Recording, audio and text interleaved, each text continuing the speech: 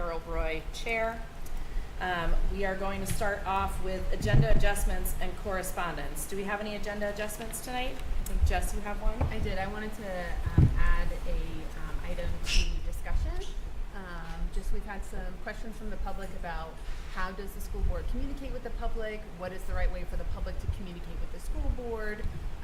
And I thought it might be helpful to briefly talk about that in discussion. Sounds good. Any others? I was going to ask if Gina or one of our leaders could just give the public an update on open enrollment, where that is in the state, as far as, what happens with, I think it's SB 101, if I'm correct. It was Yes. HB 751. But just to kind of help us out, I think that's of interest to the town, and I think it's still confusing for the board as well. Sounds good. Thank you. Gina, and yours was about the meal price Yes, we adjustment? just need action? Yes, we need a deliberative item for the meal price. Perfect.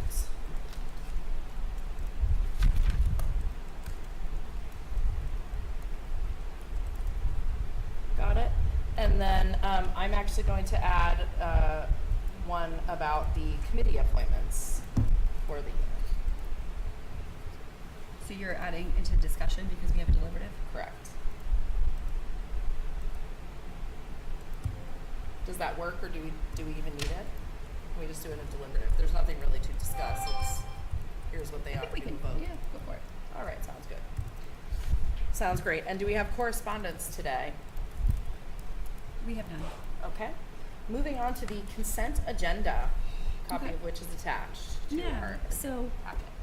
this policy, although it's not adopted, this is what the consent agenda looks like. It identifies the nominations and the resignations or retirements.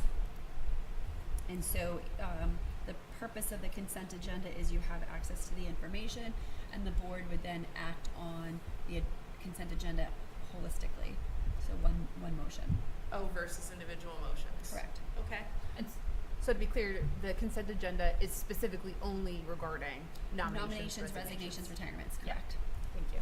So this is a new concept for us, so I appreciate the consolidation. Does anybody have any questions on this? No, I found it was really clear. Appreciate it. I found it was really clear and helpful. Thank you. So Gina, is the intention then that this is actual information that we're accepting right now? Yes. Do we need to read through it at all? We and do then not. do okay. It's posted for the public to see, so it's available, and we go from there. All right. So do we need to take a vote, or is that later Yes, on? you do. No, We'll do that right now? Yes. Okay. I'll accept a motion to approve the consent agenda as presented. So moved. A second? Second? Any discussion? On the resignation section, retirement section, it doesn't have an effective date for the second row. Without an effective date, the end of the school year is in play. Okay. Okay. Any other discussion? Seeing none, all those in favor? 500. Okay, thank you for that, Gina. I like this. All right, our next is the approval of minutes from our organizational meeting on April 1st, 2026. With the following amendments being offered: page 8, line 12, years should be singular. Page 8, line 23, delete come before approach. Page 8, line 49, insert what before was. Page 8, line 50, correct the spelling of breadth. Page 11, line 15, correct the spelling of bin. I will accept a motion to accept as amended. So moved. A second? Second. Any discussion on the minutes? Seeing none, all those in favor of accepting? 500.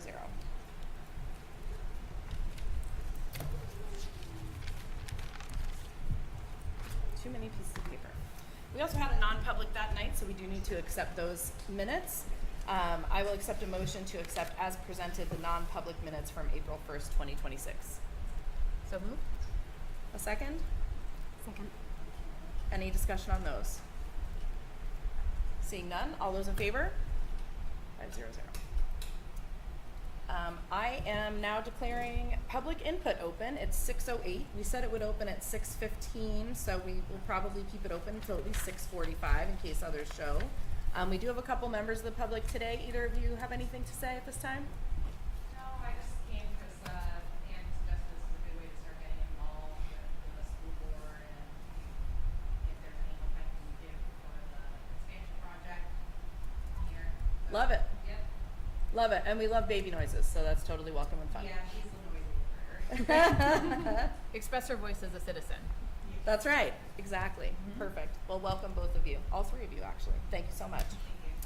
So again, we'll leave that open for a little while, at least till 6:45, since it was posted to start at 6:15. Moving right along, we are moving into the principal's report. Okay. So, for buildings and grounds, you may have noticed as you drove up to Hughes that there was a little bit of a refresher in the parking lot with fresh hopscotch, Foursquare, and Miss Fowler got so excited she couldn't stop. She continued and painted the rest of the parking spot.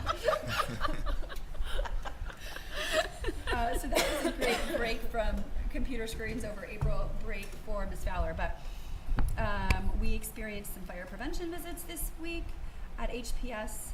The third grade started their New Hampshire SAS testing this week, so that's big because it's their first time participating in the assessment. DARE promotion is tomorrow the 7th. Hughes doesn't start SAS assessment until next week. Big night with the Strings concert at Hollis Upper, 6:30 p.m. on May 13th. Let's see, we have an art show and a math night at HPS on May 14th. Another big night, or big day actually, grade 5th math placement test for interested students. That will take place on May 19th. And we have parent information night for rising 4th grade families on May 19th as well. Kindergarten celebration of learning for parents only May 21st. And our Memorial Day assembly at Hughes on May 21st. A lot of fun things coming up. And of course we have our grade 4 band concert at Hughes, 6:30 p.m. on May 26th. And our 3rd grade concerts, May 27th and May 28th. So those are big, exciting things going on. So much stuff at the end of the year. Yes. Before moving on to that, could I give a shout out that's kind of in that vein of all the things that you just announced? Absolutely. Since our last meeting, there was the talent show at Hughes, and if anybody here got to see it, or if anybody at home gets to go next year or went, a huge shout out to Ms. Fowler and all the teachers here. This is an event that is just hugely positive. It took place at the high school in the auditorium, and you're just seeing children aged 10 to 12, 13, which is not an easy time to be a kid, and going up on stage in front of all of their friends was very, very supportive, very positive. The kids were also selling their artwork to benefit the Nashua Home for Children. They raised thousands of dollars. And then the teachers put on a wonderful show that they clearly have been rehearsing for many, many, many hours. And I think it's just something that needs to be noted and celebrated. It's such a beautiful thing that the school does every year. Yeah, and it is one of the things in here, over $5,000 they raised for the Nashua Children's Home this year, between all of it, which is wonderful. Pretty And wonderful. It builds on the tiny businesses that Hughes has here, and so the kids who don't want to be on stage get to do the craft fair, and they get to keep 50% of their profits and give 50% to the charity of the choosing for the year. So I echo those sentiments. It was beautiful. Gina, do you have anything else to talk about there, or should I ask a question now? You can ask a question.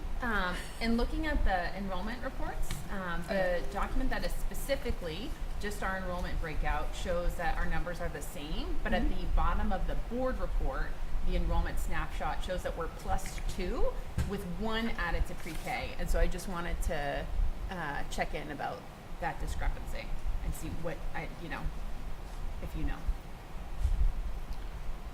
If I think I may have an answer to that. So mathematically, there may be students in pre-K who do attend a morning and an afternoon session. So if that may or may not affect how the numbers look in the enrollment. Is that what it's speaking to potentially? No, it shows a new student in Oh, a fourth new grade. student, okay. Yeah, fourth so I grade? think Yeah. Yeah. Okay. So if you see it says 105, which is +1, but over here it says 105. So I'd have to go to the April board report to see if it was 104 with +1, and we Yep. just didn't account for that, or Okay. we just didn't take off the +1. Okay. Okay, so I it's know not these preschool. reports Okay. were done over April vacation, Yep. so not all staff was on hand to help contribute the numbers. Oh, So I that- see. Also, I'm looking at the pre-K spot in the enrollment. Oh, I see. column. So It's where next is- to yeah. pre-K, but I Okay. understand. Yep. Okay. Thank you, Gina. Yep. Anyway, so we're some other great news is the Hollis raised over 31,000 from the My Booster fundraiser for PTA, so that was good. It was not a great day for an outdoor event, but it certainly provided my office with plenty of entertainment. And It was awesome. with it. But I did feel bad because it was cold and rainy on that day. But it was great for Hughes in the glow run as they were indoors. We are moving forward. Well, we actually, I believe, on the nomination list had the new school psych you just approved, but we're doing interviews for OT as well. And Can I ask a question about the school psych? yes, We don't have identified what school the school psych is going to, if it's at HBS or Hughes. And so I just wanted to see if you had any info about that. Yeah. So because we're hiring for 2 positions, Yeah. we're going to finish the hiring and then determine which school site would be the best fit for each building. Gotcha. Thank you, Lauren. And we are moving forward pretty well with that process, just so you. That's Great. great. I'm really needing that. Does this, some of the information to give, does this mean that Hughes will have in the environmental science class next year? They get that the plan special was back? always to continue next year with environmental science. We didn't cut the Perfect. position. Yeah. But yeah, oh, I didn't mean the position cut, but just that will be available again. Awesome. Great Absolutely. news. Yep. Love it. Thank you. And just some of you may be familiar with our grade 4 hire, as she completed just about the entire year in kindergarten this year at Yes. HPS. So we were really excited that she wanted to stay with us for another year. in grade 4. Yeah, that's great. Yeah. I saw that. That's wonderful. Yes, great hire. So anyway, that's about it for the board report. Has she taught upper elementary before? I mean, you could tell she's had quite a career. She's done everything. She's done everything fantastic. Yeah. Yeah, people speak very highly of her. Yeah, she's great. So one question I had that didn't get covered in the building and grounds, I was curious about is, and I didn't look at it coming in today, so if it's already been fixed, I'm sorry. There'd been a lot of winter damage to Drury Lane. Winter damage over the past like 5 years. Yeah. I understand, but it was getting been a long very winter. badly significant. And I'm aware of our budget items, and so I wasn't sure if that was in the Sure. plans. Yep, so thank you for bringing that up. That was, the original thought was that was gonna be part of the expansion project. Without an expansion project, that is not covered anywhere. However, as we get closer to the end of the year and additional monies free up, my hope would be to come to you next month and request the ability to do the required, so the required repairs aren't just filling in. No, because I it's know. really the culvert that needs to be Yes. rebuilt. And so that is certainly more cost, we're not looking to just reseal. Yes. So anyway, my hope is to come to you in June, and if we have a fund balance, to request the use of the fund balance to move forward with that much needed repair. Okay. Great. Good plan. Was there anything else on the principal's reports? No. Since we kept derailing you? No. Sounds good. All right, then we will move into our discussion, and we're going to direct our attention over here to talk about our suicide prevention plan. Pass to you, Lauren. All right, thank you. Hi, everybody. So we are going to be reviewing our suicide prevention and response plan. So you're going to have in your board packet, this is the actual plan, the suicide and harm prevention plan, and you'll see the corresponding forms that go along with the process. That's at the end as an appendix. And then you should have the presentation as well. So this plan is reviewed at minimum every 2 years. As an internal team, we review it more often, but to the school boards, unless there's a major change that we're requesting, we'll present it every 2 years. This presentation will provide you a complete overview and you can follow along. The framework of our suicide prevention and response plan comes from RSA 193J, which went into effect in July 2020. However, even without this RSA, our students' social emotional needs and well-being are always at the forefront of what we do. In order to create this plan, we used the 4 elements, and over the years we've expanded even beyond this as we've refined our practices. But these 4 elements include annual training, education for students, crisis prevention resources, and partnerships with community personnel and organizations. Educating our staff begins at the start of each new academic year when the school counselor reviews the building safety protocol with staff at the opening meetings. The staff discusses when and how to use this protocol, under which conditions the protocol needs to be followed. In alignment with RSA 193J, staff are trained annually, and we use the Vector Training K through 12 edition, which meets the requirements of the RSA. We all must be aware of the potential warning signs. Therefore, the safety protocol chart, which is in Appendix A of the packet, is included in every classroom for teachers, and they keep it in a safe place for reference in the moment. A key component to student well-being is positive relationships and engagement. Adults in the building work with students to foster positive relationships and build on student strengths both in and out of the classroom. The school utilizes the MTSS process, that's a multi-tiered system of supports, and you'll hear more about that further later on, to allow for time for staff to discuss student concerns and to consider input from a variety of stakeholders in the building. This could include classroom teachers, school counselors, school nurse, special educators, administration, and service providers. So this practice supports a more holistic view of our students and their needs. School counselors proactively build rapport, trust, and consistent connection with students. Emphasis is on creating a safe, supportive environment where students feel comfortable seeking out adult help. Core counseling curriculum includes friendship skills, building healthy peer relationships and social connection, mindfulness, developing awareness of emotions and self-regulation strategies, anger management, recognizing feelings and using coping tools, problem solving, step-by-step approaches to handle any challenges, challenging negative thoughts, promoting positive self-talk and resilience. These skills really support early identification of emotional distress and strengthen protective factors for students. So going along with this, fostering our community and student engagement in schools, there are so much wonderful work is done within our building. So I asked Mrs. Bickey and Ms. Fowler to kind of give me a list of some of these great things that they do, and especially since the past couple years since I've done this. So HPS, they do lunch bunch groups, they do planned lessons with guidance, they do wellness PLCs, they have canned food drives, they have dress-up days, they have student-led morning announcements, all these different things that bring students together. All grade levels perform in music, they do positive shout-outs. At Hughes, they have Golden Wing Awards. They have SOAR, which is Service-Oriented Activity Reflections. Students doing community service and earning hours for this. They have Golden Trash Can Awards, given to one class per grade level per month for rooms that are the neatest at the end of the day. Teachers also offer lunch bunch time. And then we're always reflecting on what supportive measures and pieces students need in the classroom and in the school as a whole. As a district with a multi-tiered system of supports, we can identify where our prevention measures align within each level of MTSS. So tier 1 is your classroom and building culture. We look at things like open houses. We look at building-wide expectations. Tier 2 may be more targeted supports for students that require it, having lunch bunches, quiet lunch options, check-ins with school counseling or with any of our staff who a student feels is a trusted adult. And then tier 3 is more intensive. The student may have a Section 504 plan or IEP supports or access to more intensive interventions like school psychology services. On our school website, you can find both at the primary school website and Hughes website, you will find this presentation and corresponding community resources.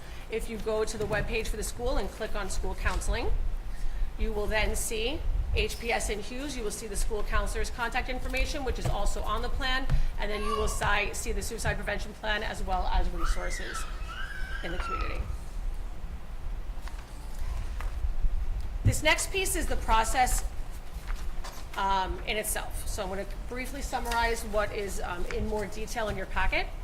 So should a student express an intent to harm themselves or others, the safety protocol is followed. This slide provides an overview of the process, which is outlined in greater detail in the prevention plan and corresponding forms. It is important that this person reporting the intent does so in real time. For example, if a teacher reads something a student has written or hears something that a student has said, they immediately contact an administrator or a school counselor. They do not leave the student alone, and it is immediately addressed. The student will never be left out of sight, and the school counselor and administrator will meet with the student to hear what the student is feeling. Parents are contacted and are called to come in to meet with the school counselor and the administrator, who explain that the student will need to be seen by a licensed mental health practitioner before returning to school. The parent is provided with resources, with information, and forms to give to the outside practitioner so they understand what the student is being seen for. Upon the practitioner's clearance for the student to return to school, a re-entry meeting is scheduled. These are some examples of practitioners that a student can see. They can go to walk-ins, urgent cares, emergency clinics. There's a mobile crisis team in our community, Greater Nashville Mental Health. They'll go to the home, they'll come to the school, or they have some families have private mental health practitioners that they know or contact. So any of these examples serve that purpose. The re-entry meeting begins the post-intervention process. The school counselor, administrator, parent, and student meet to discuss the practitioner's recommendations as well as any school supports and school recommendations for the student, for them to be able to feel comfortable in the school environment and access their day successfully. A release may be signed for the school counselor or administrator to speak with any outside providers in order to bridge the support from home to school. Regular check-ins with the school counselor are often part of that reentry plan, especially in the beginning, and then it's determined how that's weaned off. Depending on the severity of need, a referral may be made to the Section 504 team or special education process, or if a student already has one of these plans in place, a team meeting will likely be called to discuss any supports or potential changes to the plans that may be necessary.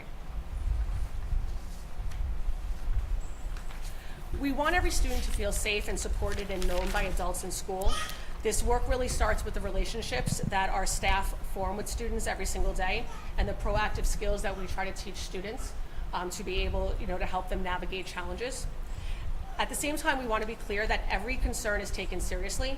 When something is brought to our attention, we follow the established protocols to respond quickly, involve our families, and make sure the students get what they need both inside and outside of school.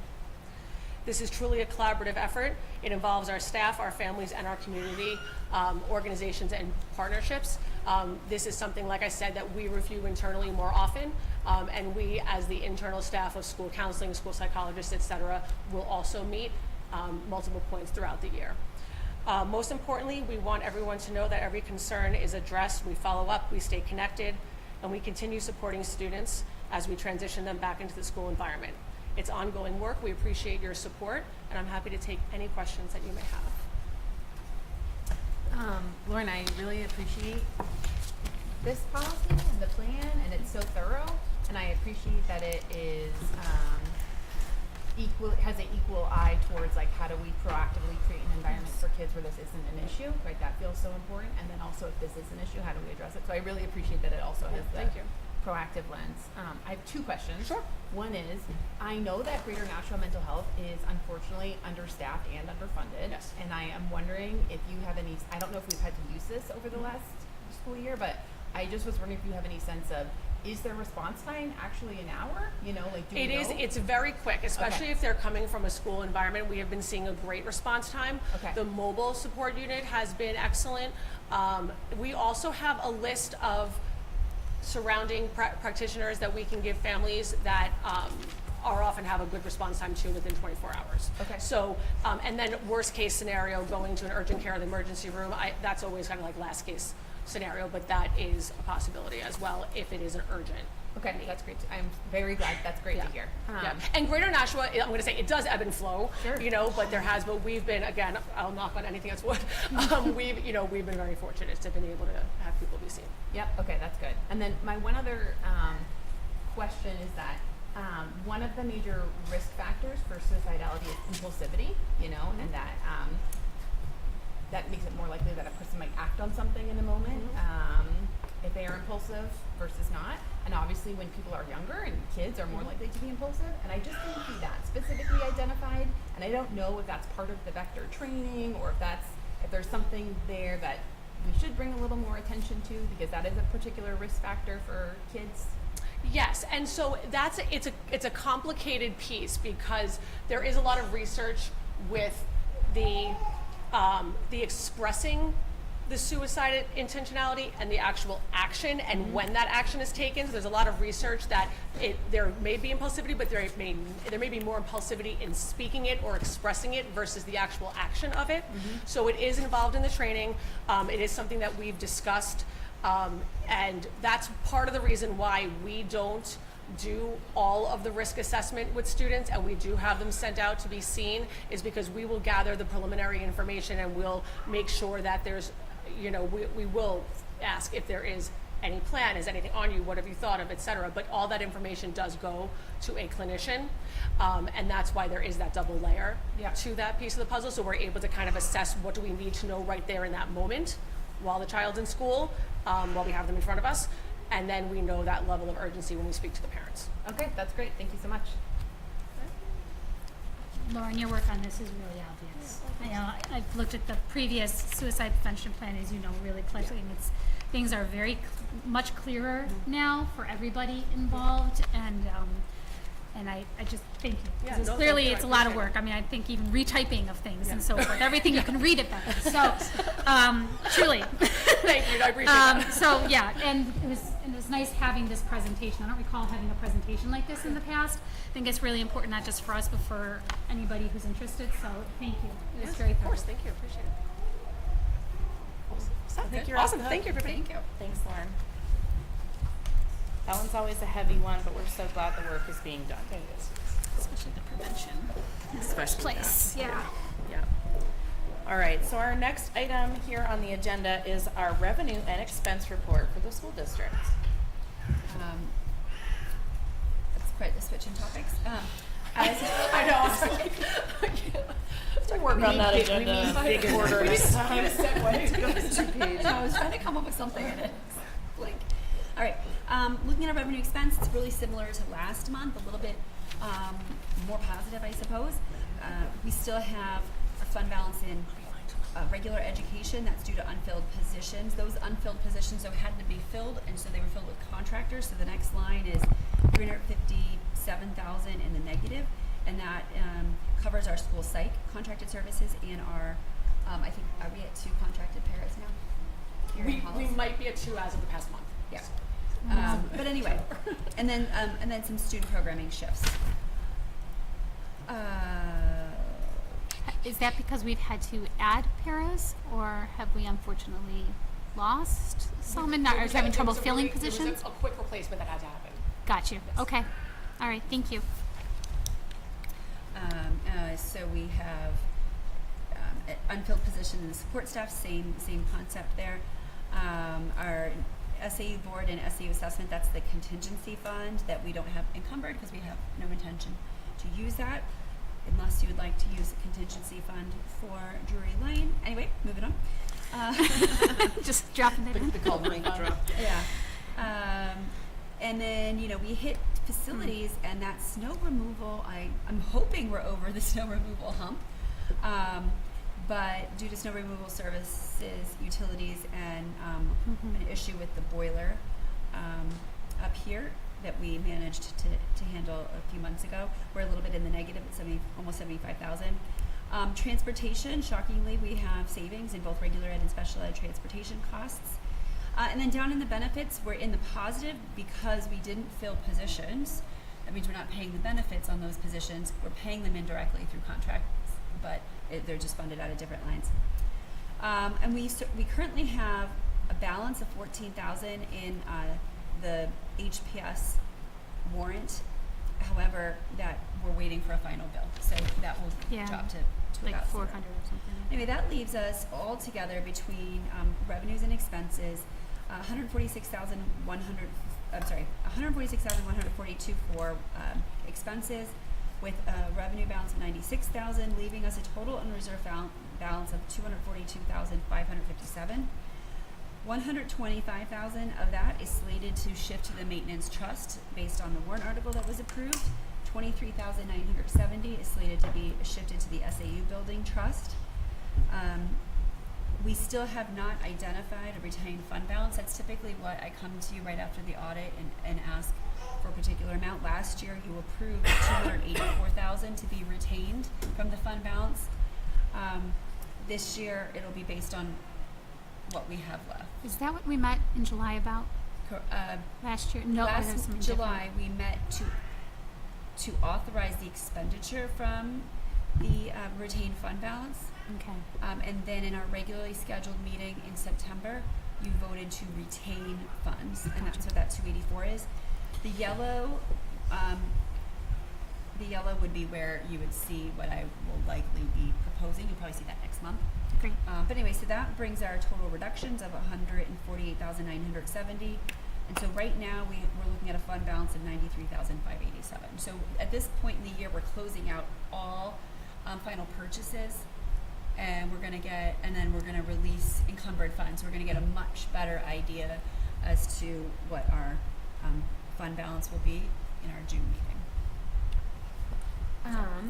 Gina, it's surprising that we have a little extra money in transportation. Is there a reason that we have a little extra there than we expected? So when we double a run, we pay for the one bus driver. So that, although is not ideal, Yeah. can be a cost savings. Okay. The contract was also, I believe this contract is a 4-year contract with, we're in year 3, and we had an additional bus, I believe, in our original contract. Okay. So therefore, we're not running that bus Okay. anymore, and so we have a savings. Okay. What's it's a bus that we stopped running? I believe so. Okay. I believe we stopped that like 2 years ago. Okay. We reduced by one. Just based on where kids live. Where kids lived, and so we consolidated, and we were having such a hard time with getting the bus driver that it was constantly doubled anyway, so I believe it ended up being consolidated. Okay. Looking at the revenue section of this report, the federal year-to-date revenue is much lower than what's budgeted. I know obviously federal funds often come in slowly, and I just am wondering if they, like if you look at grants, you know, the budget is 170, what we have gotten so far is a little over 25,000. And so I just am sort of checking in about, is this the usual pace that we would expect those funds? Is this a little slower than usual? Is there anything else there that we should be knowing about or paying attention to? So this year, all federal funds were delayed in terms of their arrival to the individual school districts. So they pass through the state and then head our way, and those were all held up. So I would envision that we would hit our expected budgeted amount. Okay, and it is happening a little more slowly this year for a reason that we know what it is. Okay. And then my last question is, there's a description of some of the expenses at the bottom here, and under the school board SAU assessment. Yep. I just am wondering if you could say a little bit more about what does assessment refer to? You know, obviously we have expenses in terms of legal expenses and expenses for the annual meeting, but what does assessment cover? I will have to get back to you on that. Okay. So the description, those are category titles that we don't develop. Those are category titles that are identified within the accounting world Okay. of school district accounting. So assessment might not even It might particularly not be apply to us. totally- It's yes. just a category that Correct. accounting identifies. Yep. Okay. Do the bulk of those expenses come from legal, I would imagine? So I don't think so. I think we have I know we have a different legal line. Could be a rent. It's not the rent, but the bulk of the money, the 95,000, is just our contingency fund. Okay. All right. Thank you. And then I had a quick question. I don't recall, but is there anything in the maintenance trust for this year, for the current year? Schedule. The maintenance trust in here was what got approved at the school meeting. So what was approved in March of 26? Yes. All of those projects were slated for Hughes. The hope was that the project would pass at HPS. Yes. So there were, I believe, 4 items, and there will be a public hearing in June, because we have to have a public hearing to actually expend those funds, Okay. and then those projects would begin for the summer. Right. I guess I was asking for the previous funding. Yep. So this would be last year's vote. Yeah, FY25. Yes. Was there anything put into Yes. the okay. So we'll see something. We've already seen You've something already that seen came. this, Yes. yep. Okay. So it's And I already don't been remember off the earmarked. top of my head, but I can. No. easily I was take a moment mentally to find playing the Drury Lane thing on maintenance trust and Yeah. No, typically it's replacing the floors. We may have had like a classroom Yeah. grade 4 classroom furniture yeah, I replacement think the cabinets cycle. came out of it in one of the things. Yeah. Yeah. No, I get that. I just don't Okay. remember off the top of my head what it was. Yeah. No, that's okay. Another question. For when the last few encumbrances kind of shake out and we get a better picture of things, will the goal be to get the projected fund balance to zero or to leave? Like for a return to the taxpayers. Or will it maybe depend on? I think it depends on, so we always make an assumption that we're going to return some small amount. The goal would be to do what we promised we would. However, Drury Lane is in really poor shape. We've recognized it for a couple years. We were hoping to take care of it through a different project. Now that that's not on the table, we can't ignore it any longer. I mean, it's certainly not good for cars, but it's definitely not good for the buses to be going in there all the time. So that will be a board level decision. If we don't have enough to sort of do both, where do you feel is more important? Take care of the Drury Lane sooner rather than later, or stay true to what we had promised. So next month we'll come back with an updated revenue and expense report, in addition to a cost proposal for Drury Lane. And if it seems like something that's doable based on our fund balance, then there'll be a formal proposal to request that, which you can support or deny. I'll leave that decision up to you. I'll also come to you with the figure that we shared at town meeting, with this is what we're expecting to return to the taxpayers. Thank you. What do you mean when you say, Gina, to do what we promised? Like, So, and I have all the other districts in my head, which is why I can't place a number on Sure. what we said for Hollis. But when we do all of the tax ratings and all of that, there's an assumption that we're going to return a certain amount of money. Yep. Okay. In co-op, it's always 200,000.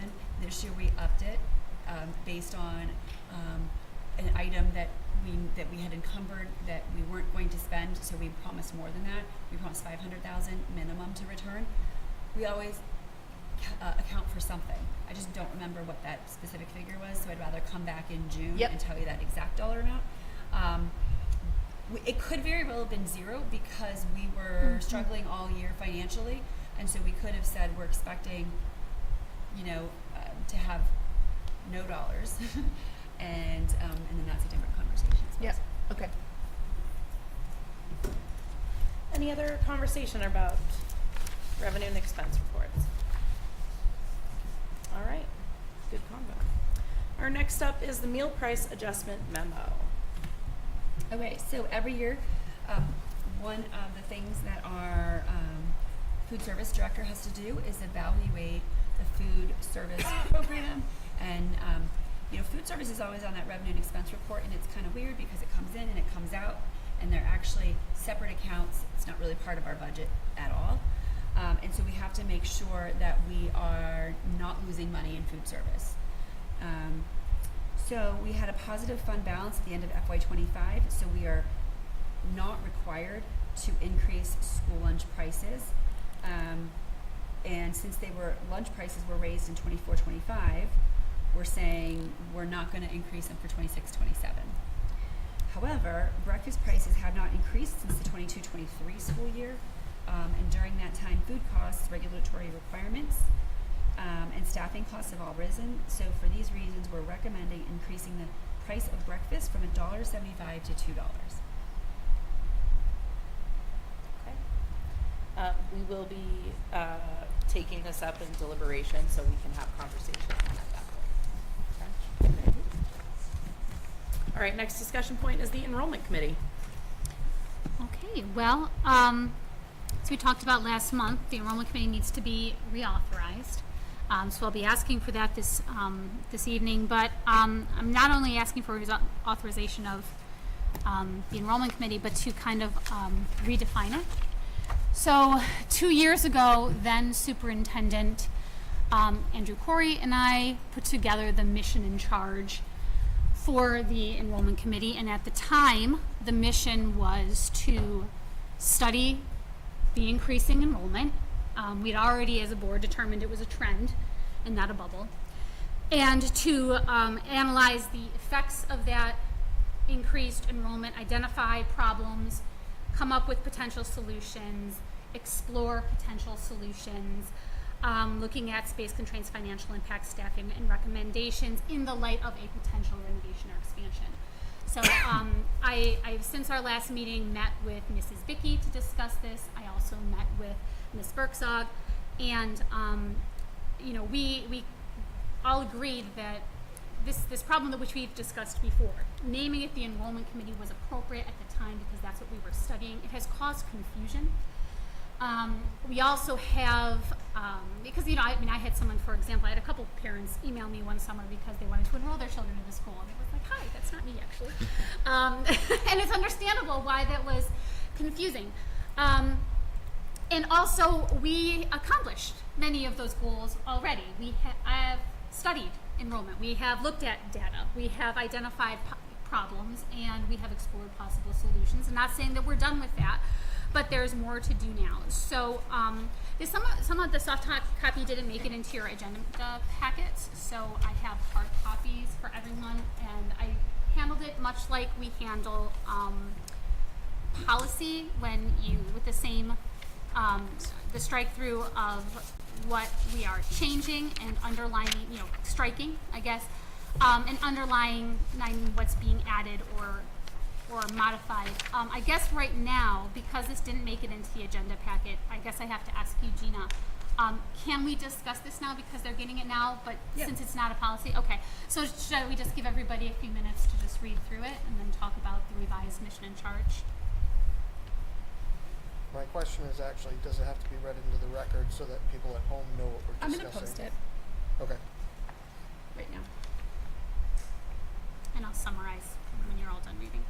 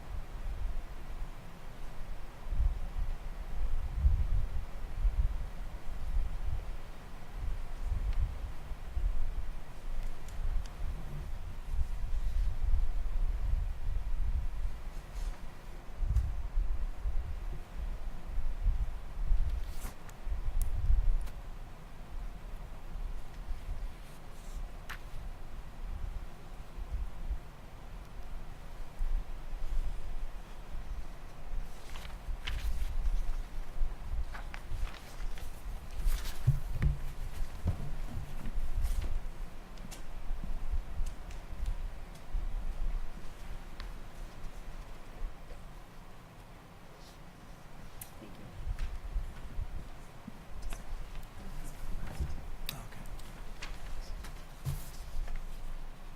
So I guess from a point of purpose, it's for you, Carol, as chair.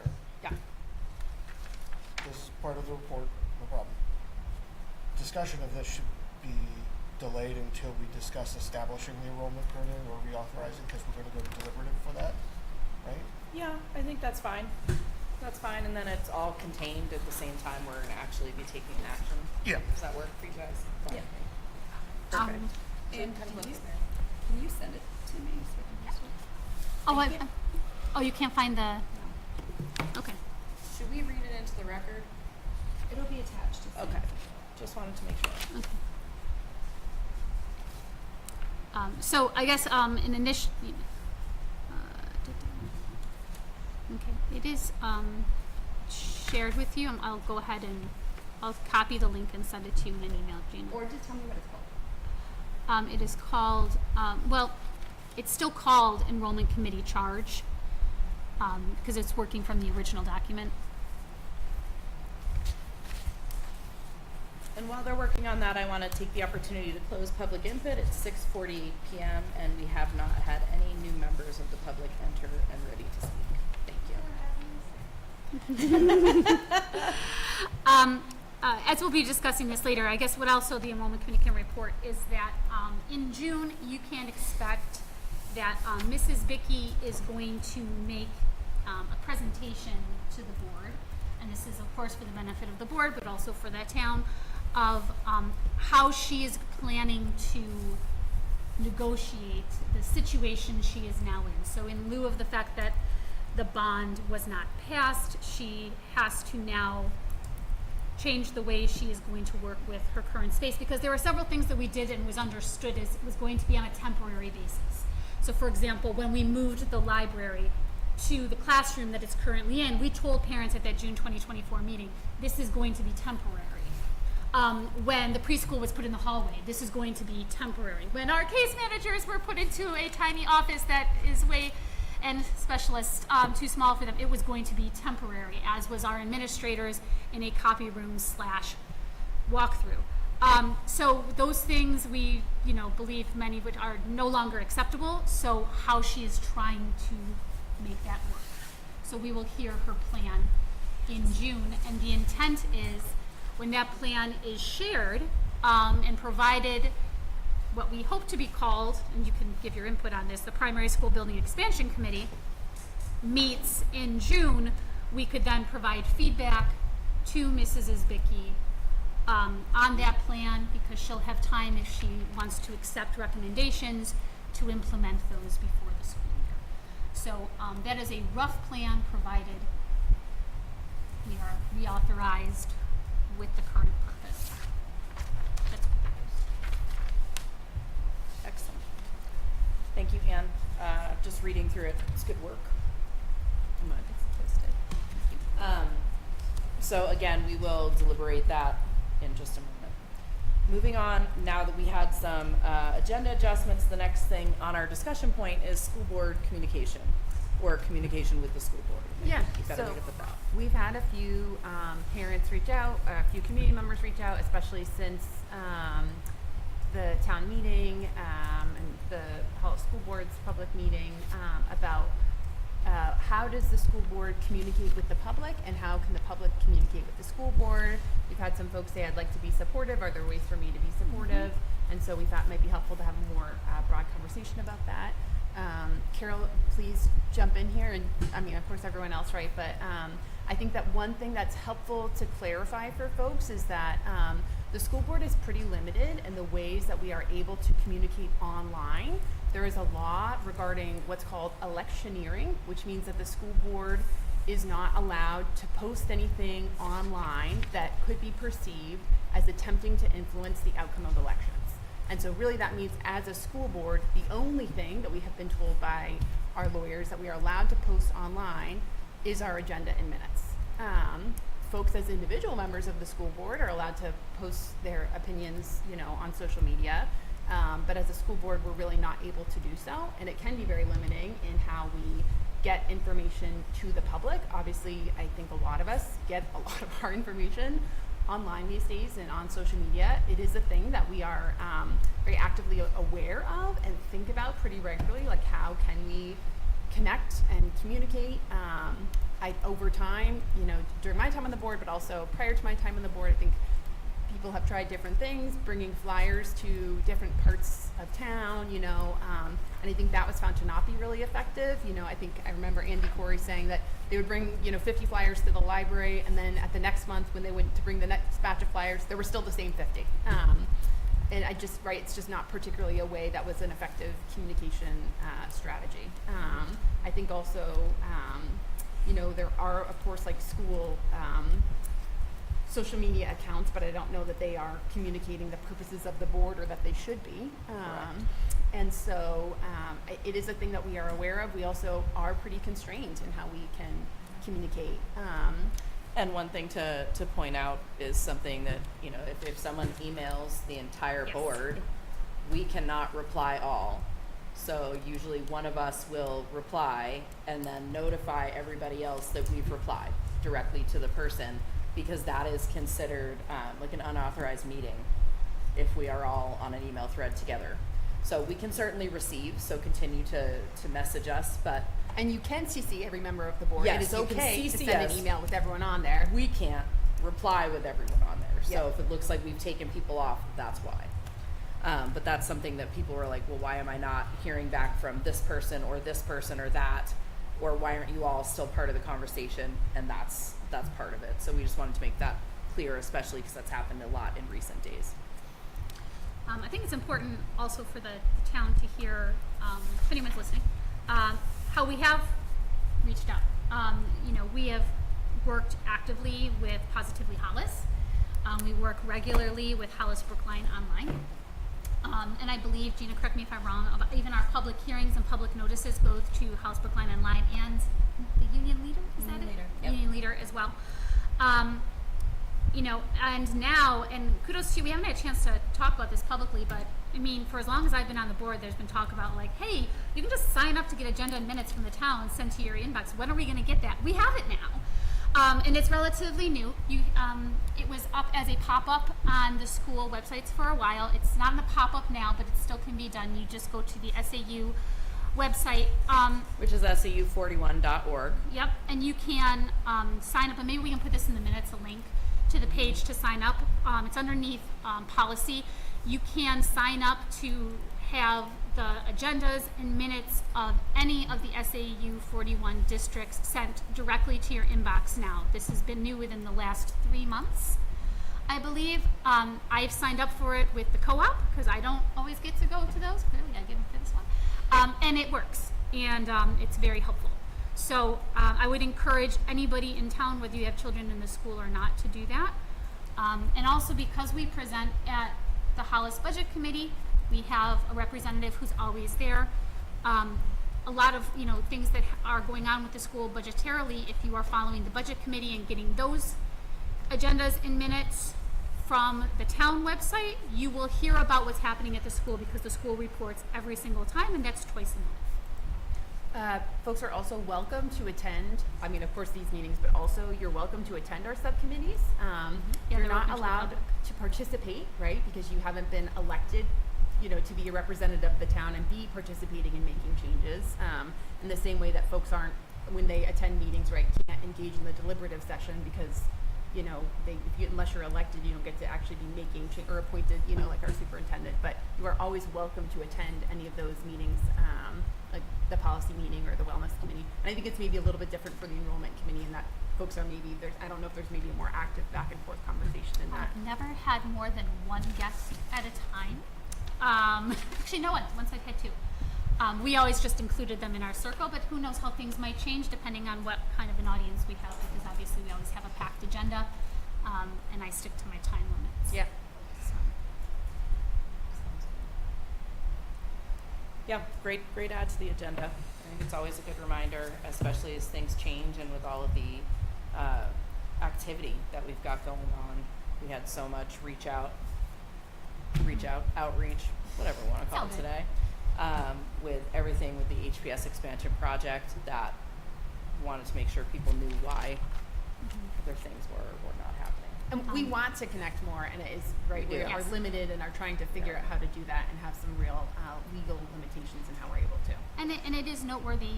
I can say I reached out to several town organizations, and some welcomed me and had me come to their meetings. Not everyone wanted me to come.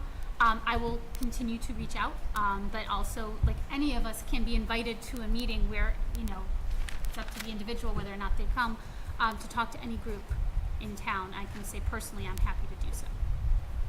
Perfect. Excellent. All right, our next add to discussion was open enrollment update. Sure. Okay, so there were 2 open enrollment bills out there in the world.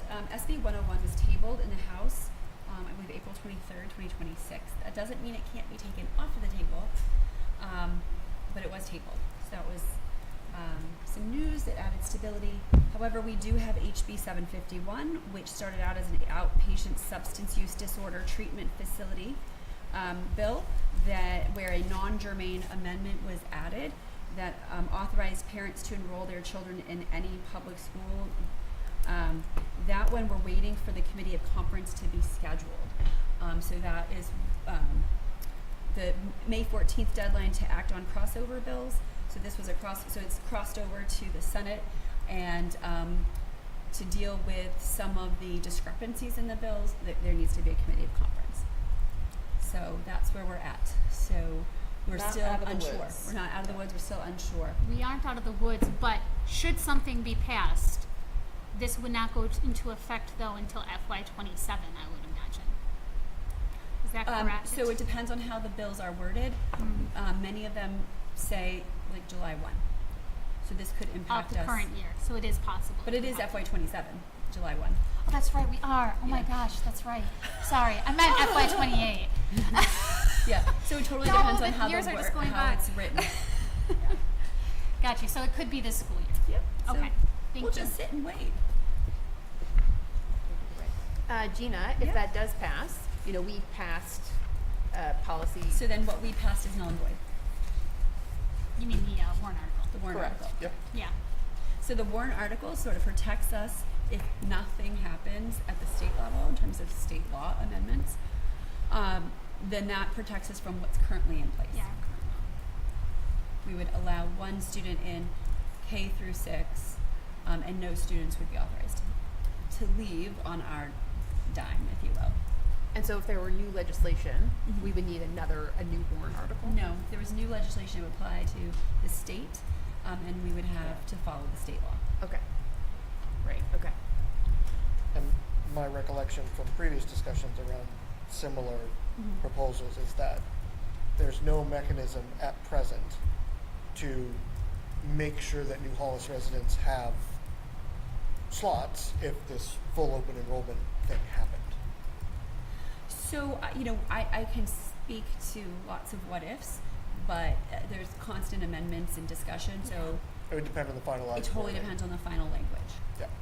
So from what you said, we should know at least by May 14th when it's scheduled to be discussed. Am I right? Okay. 7:50. Thanks. Yeah. Any other questions, comments about open enrollment? Thank you, Gina. Yep. All right, and the final added discussion point was the committee appointments for this year. We are going to keep everybody in their same roles. The consistency is good. We have some alternates, and I'll read through what these are and make sure that they're on the record, because we do have to deliberate and vote on them today. I thought about moving some folks around and seeing if they wanted to make some changes. I think with what happened at the end of the year at the district meeting, we still have that work to do in the revised enrollment committee now to be the building expansion committee. And so that conversation points between those different committees that our folks serve on, I think are still very important to maintain. We can certainly, any of one of us are welcome to attend a meeting. So we can always, if our BudCom rep and the BudCom alternate and myself or Jonathan want to attend, we are attending as citizens, not as board members. So you're still able to attend things. We just have to make sure that it doesn't violate the rules of a meeting. So just to talk through who's got everything. Jonathan is our superintendent's performance evaluation committee rep for the Hollis School Board. The SAU governing board budget subcommittee alternate. And and then the RSEC board, I believe. I think they're gonna do the manifests Regional portion Special at the Education meeting Consortium. next week. Jessica is staying on Hollis policy, and I believe the SAU 41 governing board policy will be finalized at the governing board meeting next week. We don't have a committee for a superintendent exit interview because she just got here. So that's not going to be a committee anymore. We don't, right? Maybe I'll. Please. Who knows? I will continue as the SAU 41 Governing Board Budget Subcommittee representative, and will continue as the revised enrollment committee representative, with being the Hollis Budget Committee alternate. And then Rafi will continue with the Hollis Budget Committee, the SAU 41 Wellness Committee, and the Town of Hollis Capital Expenditure Advisory Committee. And currently I have you as the alternate on the Revised Enrollment Committee. I think we'll just keep that as is for now. If we need to make a change, we can always do so down the way. So I just want to thank everybody for being steadfast in the work that you're doing. I think you've all done a great job on the committees, and it's nice to have that consistency year over year when we've had some turbulence. So thank you again. Carol, I don't see the support staff contract has to get renegotiated every year, and I don't see It doesn't have to be renegotiated. It doesn't have to be renegotiated. Okay, It it's just just has to be voted on. okay, great, Yeah, thank you. so those committees will come back in a year. Yep, okay, Will be the HEA and the HESA. okay. Yep. And Time the flies. bus contract's coming up, but that's the That's SAU an level? SAU thing? Yeah. Yeah, got Yep. Yep. So some of that stuff I'm assuming will come out in the governing board meeting Sit next tight. week. Sit tight, she says. So that is the first one after elections is next week. If anyone would want to join. I think Thursday. That's at HBMS. That's at RMS. RMS. We get to head over to Brookline for that. Excellent. So that is all I have for committee appointments. We will vote on those during deliberations. And speaking of deliberations, I will. What now? I'm just kidding. I was wondering if there was a update or report from the Capital Expenditure Committee. I don't know if you guys have met post meetings or. We did, yeah. We So met are you on- asking for an agenda adjustment? Is that Yes, Yeah. I would like an agenda adjustment to discuss what the Capital Expenditure Committee thinks now that we're not expanding a building, and how things are going. everybody amenable to this agenda adjustment? Absolutely. I'm wondering, should we have that as a standing item, just like we did for enrollment meeting last year? Should we put that on there? What do you think? I don't know that it's necessarily a monthly thing. How often do you guys meet? Is it monthly? It's now, yeah, it was more frequently last year, especially budget season, but now it's on track for once a month. Okay, then yeah, I'm fine with that. With the monthly standard. Noted. Sure. Cool, thank you. Sounds good. So go ahead, Raph. Okay. Fill us in. We talked about, well, we clarified one thing was there was some confusion over if it was going to be, the committee was set up for a year or whether it was standing. So we looked back into the minutes from select board to clarify that it is a standing committee. There are 2 at-large positions from the community, that those are 1-year terms. And those were set, one in I think July, maybe one in August. So those will be coming up for the select board to determine. But the rest of the committee will continue unless otherwise notified by the select board. So kind of similarly to how the school board last month had a recap from the annual meeting, similarly had that. There was some discussion about things we could work to improve in terms of like communication and notifying people, whether it's notifying ongoing projects that are coming up in, let's say, the next 2 to 3 years. There's some newer members on this board who may not know all the recent history and such, and so communicating things to the within the committee and then also outwardly to co-op in this school board, making sure that everybody's kind of up to date, especially when we're looking at the annual meetings and just at these various meetings, making sure that when something's on the horizon 2 to 3 years, let's say it's on a chart, that everyone's aware of, like, okay, is that particular item like a likely thing to happen, or that kind of thing. since it was the first year, there are definitely some learning.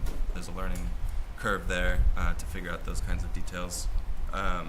And in terms of the expansion project, there was some advice given there. I kind of put forth what we talked about at the last meeting in terms of really having more time to go into the details would have been really helpful, and so that for the future that might be something we look at since we were so time limited and we had this years of history that we couldn't really communicate, and it seemed like the public would have really benefited from getting into some of those details since that was a moment when we had so many people there, whereas in our previous info sessions and meetings we're not going to get that kind of attendance. Great. And definitely the question came up of for the spreadsheet upcoming. Could ask that. What do we update the number to? And so I didn't give an answer because I don't think we have a good answer as of now. I'll need to put some kind of holding value in there for the future. I think once, presumably, if the now school building expansion committee gets reorganized, then I'd definitely like that to be a topic of discussion to just so that that we have some kind of agreement on what we want to put timeline-wise or value-wise as a ballpark kind of thing, because I mean it's going to be moving around, I'm sure, but we just for the purposes of this committee we try to put our best guess for keeping a total tally on all the capital projects. So one thing that I was just discussing, because I left the Brookline School District Facilities Committee meeting and came to this meeting, the spreadsheet has a different purpose for the different groups that are looking at it. And one thing that I think that I noticed some members of the budget committee had a difficult time understanding is that we have to put items in there even if we really are not sure that they're going to happen. We have to put those items in there for possible expansion. For example, middle school expansion. I have no intention of doing that right now. However, I have to put it there so that the towns can put in impact fees in place for any proposed new developments. Yeah. And if I don't have that there, then there's a complete years in advance, and there's a complete loss of the ability to apply an Assessment impact fee. fees, yeah. I really don't plan to expand the middle school right now. However, the 40 new units that are going to be completed by the end of 26 in Brookline very well could have a huge impact on enrollment in Brookline and then at some point the middle school. So I have to have that there so those fees can be put in place. But when we're looking at it from the Capital Expenditure Advisory Committee, it's not that, oh, in 28 I have 50 million going into middle school, and in 29 I have, that's not really how we operate. And so I think we just need to continue the conversation of how are the different groups utilizing these spreadsheets. Everything gets cut from our budgets. So we certainly don't say, well, here we go, in this fiscal year we're moving forward on all these projects. Not likely to happen. But for various reasons, we have to have those holding. We ran into that with this year's Yeah. presentation. They were pushing and pushing and pushing that there had to be a date assigned to future projects, and I was like, we don't know. You're asking for things on the horizon. We're not going to assign a date, and they were adamant that it needed one. So I think that I agree that there has to be, if this is going to continue, you have to understand that there are certain things that this is out there as something that's coming, but we can't tell you if it's 5 to 10, if it's 10 to 15, or if it's next year necessarily. So that kind of thing. I don't know. The easy It's thing is difficult. to say that the roof has a life of 30 years. Great. I can tell you when the roof hits end of life. Those types of things, I can tell you exactly when the expected replacement cycle would be. But it's when I'm potentially going to see more enrollment, or potentially I'm going to see Yes. something else, or there are potentially some changes at the state level in terms of requirements for us, those I can put in a Too year. many unknowns. But I'm not saying that they're definitely going to happen. All the other pieces have to fall into place before I'm going to move forward with those. So it seems like it's the same document, but it serves very different purposes. Right, So- and I agree with what you're saying, because one of the things I was going to say, from my perspective, knowing that we have major uncertainty on the horizon, right? The soonest we might see a proposal come back in, likely, is a year out, You right? mean for the primary. For the primary school, for school expansion. And the soonest that might actually get approved and moved is 2 years out, right? Because we'd have to go to the meeting with the recommendation, then get approved and then go. So in my perspective, without a number, they should know that there's an incoming item 2 years out, that's a school expansion, that will be in the millions. Like, no, we won't have a real number, but they're looking for when these big things will happen. So order of magnitude estimates of the like, yeah, is it going to be 20 million? Probably not. The public has told us they don't want that. But if you mark it as 20 million and it's not used in the way you're indicating, it tells you there's a big expense coming within this ballpark of 10 to 20 million. But And with so cost I, escalation. yeah, and so I agree with the statement and would urge our own input of you want to know what's coming as a big item with a range in a year. You don't need or want a specific date, and until we know, you don't necessarily want a specific amount, because it can vary. I think all of that is totally true. I also do appreciate that people on the budget committee have said things like, we can certainly afford some of this stuff if we can plan it at certain times. If you know that something like being able to plan the timing of when we, rebuild the wall at the town dump versus when we do, something with the police fire versus when we just that is meaningful, and I do appreciate that. I just also want to say that additionally, that to the extent that we can provide information on timing, that certainly is helpful. And I think the key difference there, right? This wasn't supposed to be the budget committee. This was supposed to be advisory. I agree with you. For the budget committee, absolutely. Well, for the advisory committee, that's still true, right? Because the advisory committee is also giving data to the budget committee about these are expected expenses for the town, and if we can manage these things at different points in time, this is the impact on the budget. So I still think that that's relevant. Going back to what Gina was saying, I think that for the public, it's important to understand the difference in putting a date on a need in the co-op, specifically the middle school, versus the need in the primary school is. In the co-op, there are many unknowns. You mentioned, Gina, the 40-unit complex that's being built in Brookline. We don't know how many families are moving in. We don't know what age the children will be and when they will be entering middle school and making that impact. We only have the data of the children that are in the school now.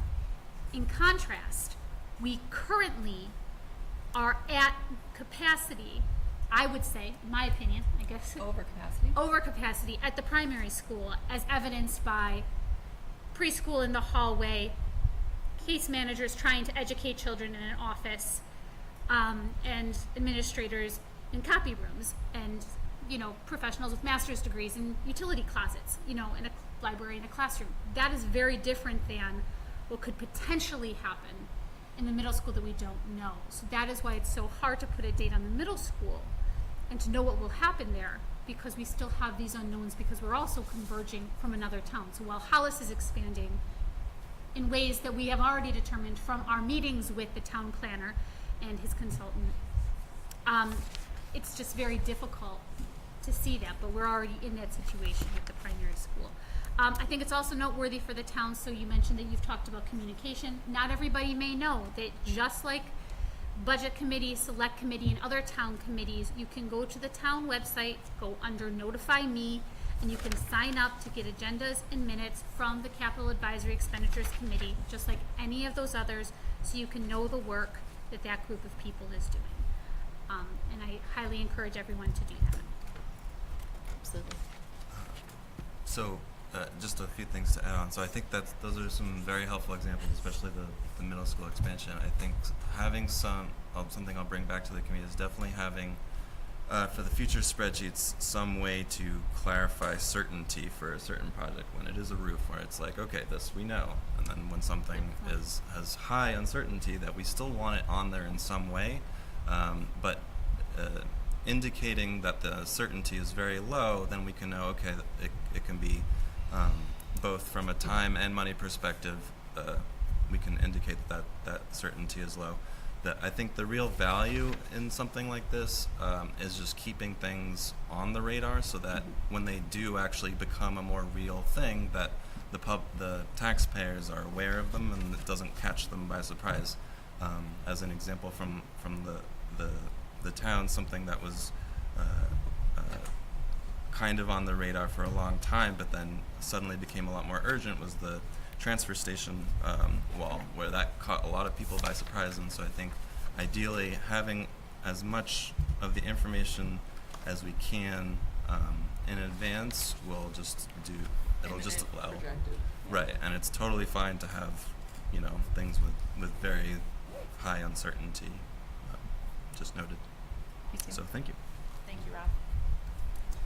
All right, and so that was our last discussion point, so now we're moving into our deliberations, and our first one is to see what action the board will take regarding reauthorizing the enrollment committee.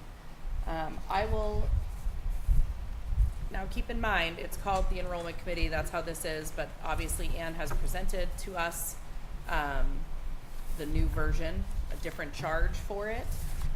So I'd love the motion to reflect that that's what we're accepting, not just the continuation of the exact. So I'm just going to just update the words and the outline we have. I'm happy to accept a motion to continue the enrollment committee for the 2026-2027 school year with the offered charge adjustments. So moved. A second? Second? Any discussion? And it's a deliberate choice to change the title of the group from enrollment committee specifically to school expansion committee. And I wonder if you just want to talk about that for a minute. Yeah, so in both my conversations with Ms. Berksog and Mrs. Vicky, we agreed that it is very clear that the school building itself is no longer sufficient for the number of students we have, and certainly for the number of students that are coming. It could be changed to building renovation and expansion committee. We could do that. You start to get into a whole lot of words and letters and an alphabet soup of an acronym. But we could do that, but we do still believe that renovation and expansion needs to happen. It needs to change from what it was originally proposed, so work will need to be done. But I think we need to make it clear to the public that this is what we are working towards. So there is no more confusion as far as the group. I think it's important to note that we would keep the Hollis Enrollment Committee website live. It contains many historical documents that should be available to the town and to all of us, because we don't know how long this will take. And there is a huge amount of information there, as will a link to what was the proposed renovation. And we already have the language there stating that this was not approved. We've adjusted that. But we feel it's important to keep those live. So should this be reauthorized and we rename the committee, there will be live links to both of those pages. So anybody can go and see the history, and I will have a revised history of the committee, like a brief summary, just like I did before. But we feel that this more clearly communicates the goal of the committee to responsibly, and you'll see the language of fiscally responsible, planning.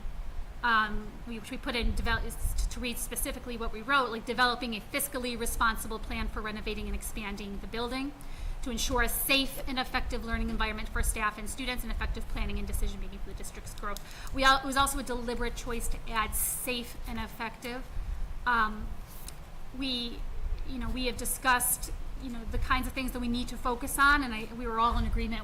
I think it really came out in our exploration that there are safety concerns that in this process we decided really need to be our number one priority.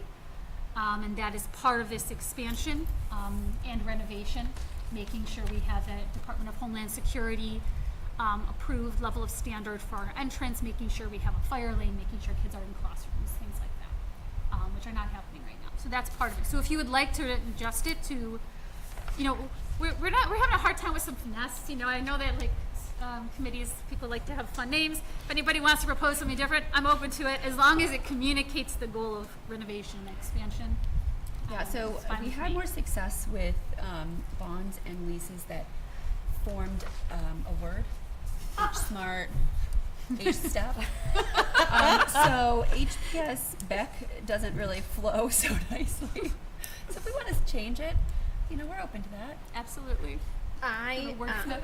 I don't love things being wordy, but I also do think that it is for the sake of being clear about what we're doing, and to the point that the title of the enrollment committee, you know, that was the original purpose, and then it didn't accurately capture everything that was happening. Yeah. And so I do think it might be meaningful to add the word renovation and expansion, Sure. just for the sake of we're being clear about what we're looking at. I think But that's if people great. felt like that's BREC is a better acronym than BEC. Oh, so. Breck. Look at that. Yes. H-Breck. Can we change it to an I somehow and then get brick? I don't know. I like that. H-Breck. Okay. I want to ask about this, Anne. I note that it says that the role is advising administration.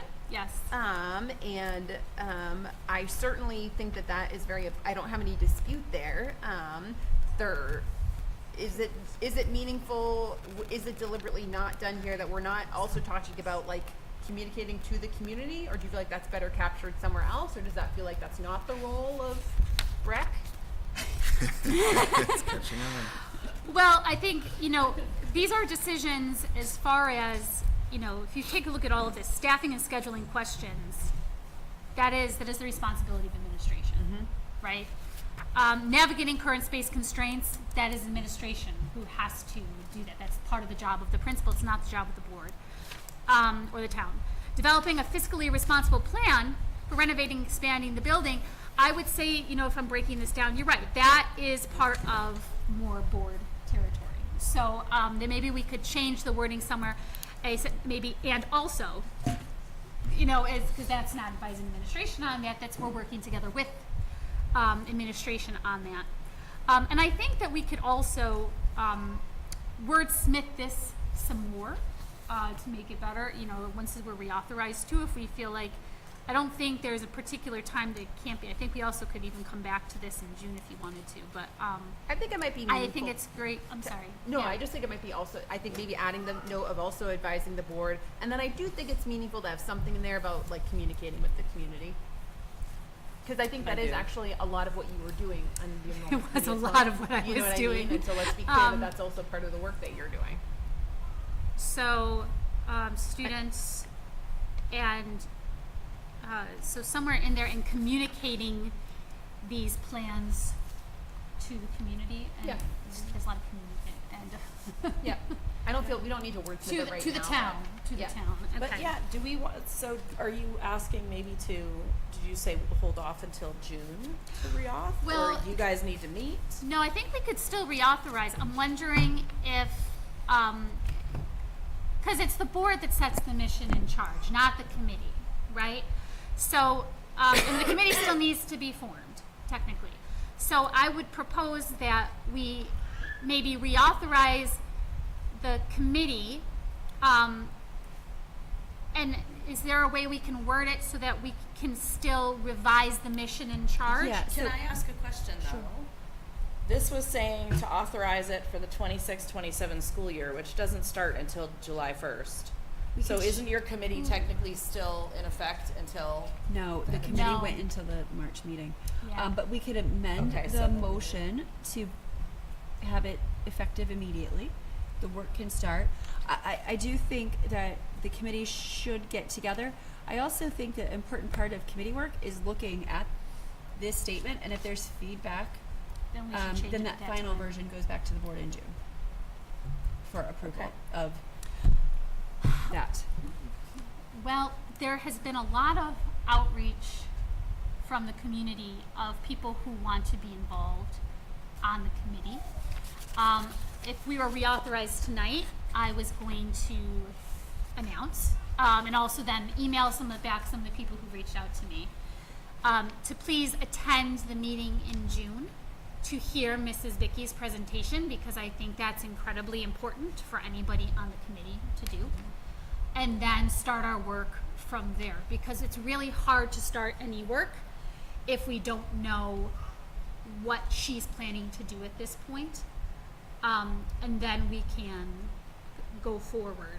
Because also so you'll see that we also proposed adding some people. So from 1 member for teachers and school staff, for example, 1 to 2.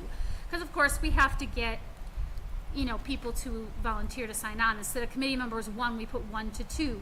And who knows, maybe we find that we decide we want to have more of them as official members, or maybe people will just be coming to come. But I think that it's noteworthy that people can demonstrate their commitment by attending the meeting or by watching it and letting me know, hey, I watched it, I heard the presentation, yes, I'm still interested. You can disagree. That's kind of where my thought process was. So I think that that's a great idea. I want to give you a chance to just chime in, because then we're Yeah. going to need to amend the motion. Go ahead, Jonathan. So, I appreciate the write-up and the thoughtfulness that went into it. I don't agree with moving this to an expansion committee or limiting it down to HPS in particular. I don't, because fundamentally what we've been told by the public, and to some extent what we've all expressed, is that this committee needs to also explore other options that aren't just school Hollis expansion, because that's what the town has told us they want us to explore. Now, ultimately, I still think it's going to end up with an expansion. I'm not ignorant to that, but I think it wraps in the committee's target to say it's expansion or bust is how I'm worried it'll come across. I think the committee's purpose is not an expansion. I think the committee's purpose is to monitor and address the capacity issues within the district. Because those issues may pop up in other areas, and I don't have to establish another committee when we are trying to deal with it as a whole, as a district.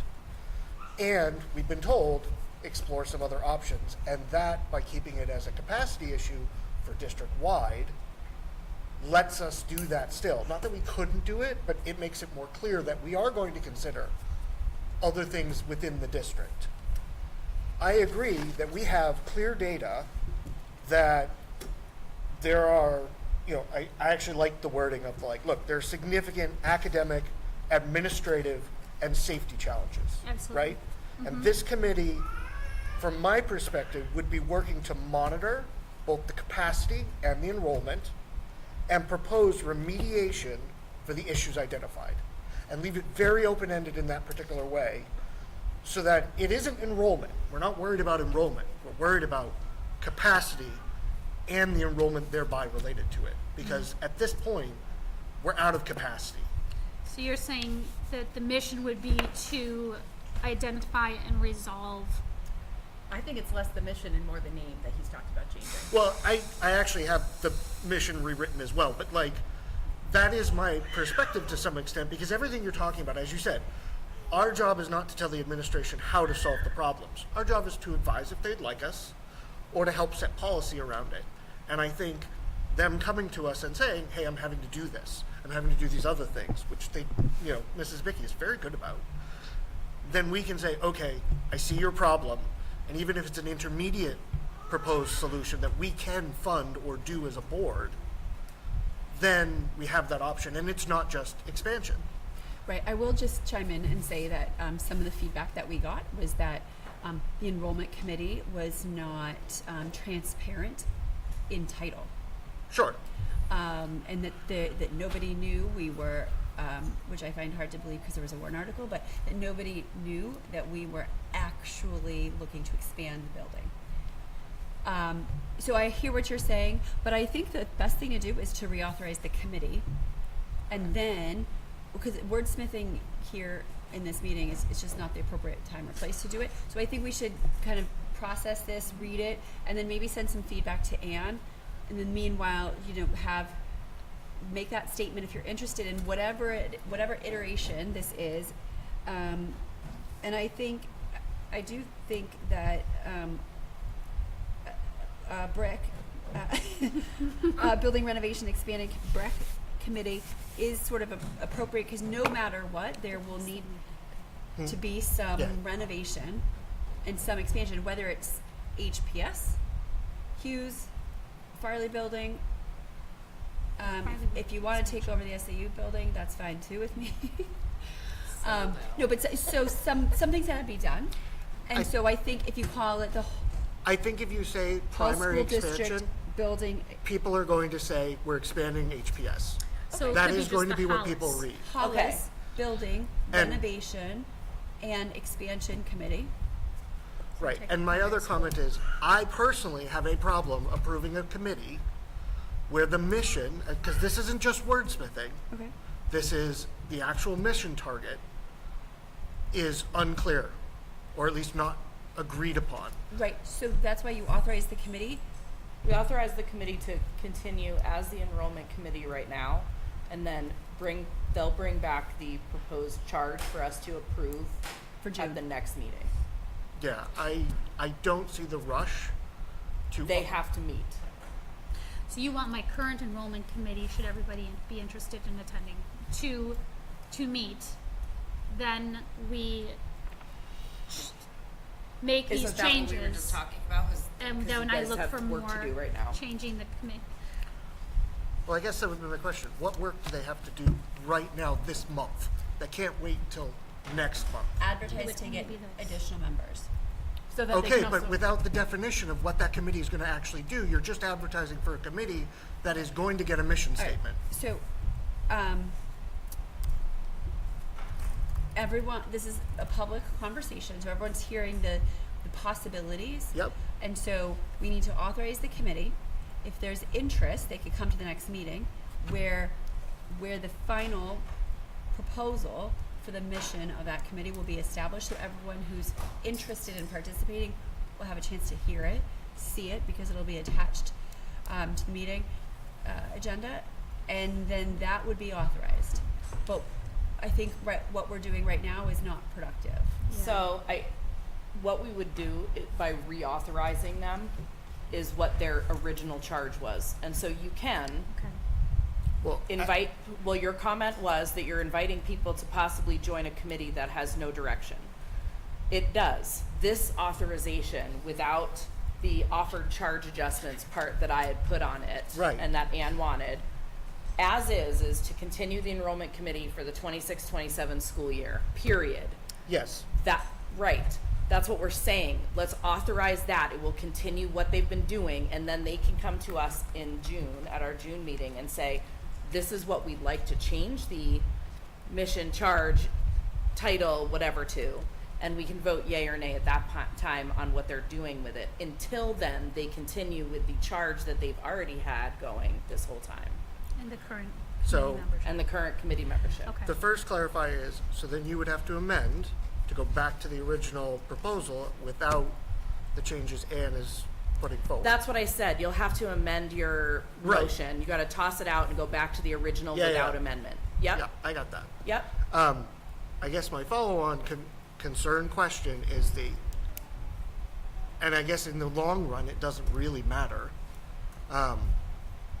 If what comes back the following meeting is not to particular taste, the committee is still authorized with its current role, whether that's agreed to be the role we want or that I agree with, one way or the other. Yes? It would be that the committee, no matter what, is authorized under the current headings of whatever the proposal is. And if they change No, them, they're not No. authorized under this proposal. That's what we're Be the- saying. would No, be the- sorry, They're just- authorized under their current charge that they Yes. were first formed under and have been operating under for Yes. all of these years. yes. And what I'm saying is, and I know And that won't change unless we vote for what Change they it. propose to change in June. right. So if I feel that it should change before the committee is authorized, You can vote no tonight on continuing it. yeah, because Otherwise, once it's authorized under that, the previous year's wording, let's just go with that because it's easier in my head, then it's authorized, period, under that, unless, Yeah, but unless they we can't change go it. do work that we don't agree to. I understand So that. they can't change what they're doing unless we say, yes, we accept this as your new mission and your new charge. Right. So they will continue with the existing charge until we vote yes on any other proposal. So, and how does that, so what I heard was, currently the reason we need to authorize for this month in particular is to go out and get advertised for more members to the, what would be the current, not this piece of paper, but the current charge as originally proposed. Are you still going to be able to go out and advertise members that you might need for the possible revised charge without the approved changes? I think so, because people don't, unless some of people are watching this conversation right now, and I think it will be watched by some. People know the name Hollis Enrollment Committee, and they know essentially what we were working on. Sure. So it's the idea of continuing to solve this problem at the primary school. I mean, basically that's the multifaceted problems at the primary school. I mean, that's really what it comes down to. They, you know, people, what is it? Like 800 plus people came and voted that night. They saw the presentation if they didn't see other things. So it is out there what's been going on. So, and the fact that I've already had people reach out to me, Yeah. I'm not concerned about people coming. I think what would happen is I need to really quick figure out when everyone's available so I can get them together in May. So we could discuss this. But I still think I would write to those people and I would put out, I'd probably ask it to be put out in Hollis Brookline Online. I don't think Positively Hollis publishes again for a little while, but they do have a website, so I'll talk to them as well. To please come to the next school board meeting and hear Mrs. Vicky's presentation. I'm not ignoring you, I'm just looking up the original wording for the authorization, 'cause I So- don't know what it is. Oh, it's the what's crossed out. Nothing is It's taken. there. It's Yeah. there. It's just Yeah. got a strike through. Yep, So we need to keep the meeting moving forward bluntly. So Anne, you were the one who made the motion. Sure. Would you like to change your motion? Sure. Yes. What do you want to read it?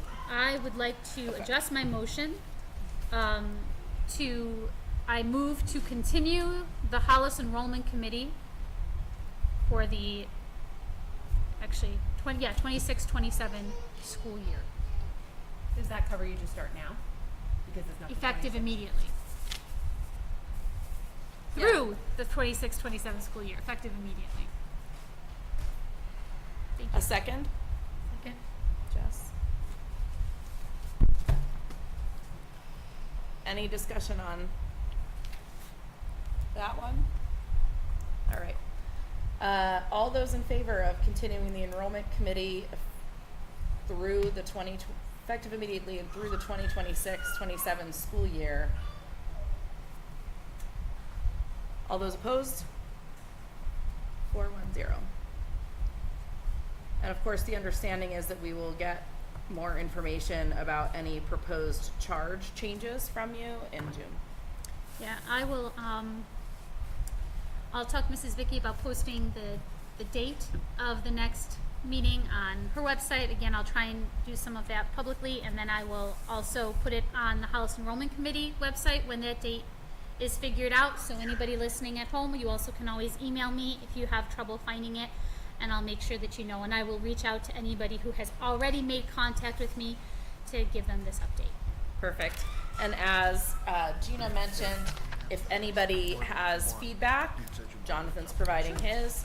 Feel free to send Anne some of that information, since obviously we received the proposed charge on site tonight. We didn't get a chance maybe to digest, so we can certainly do that.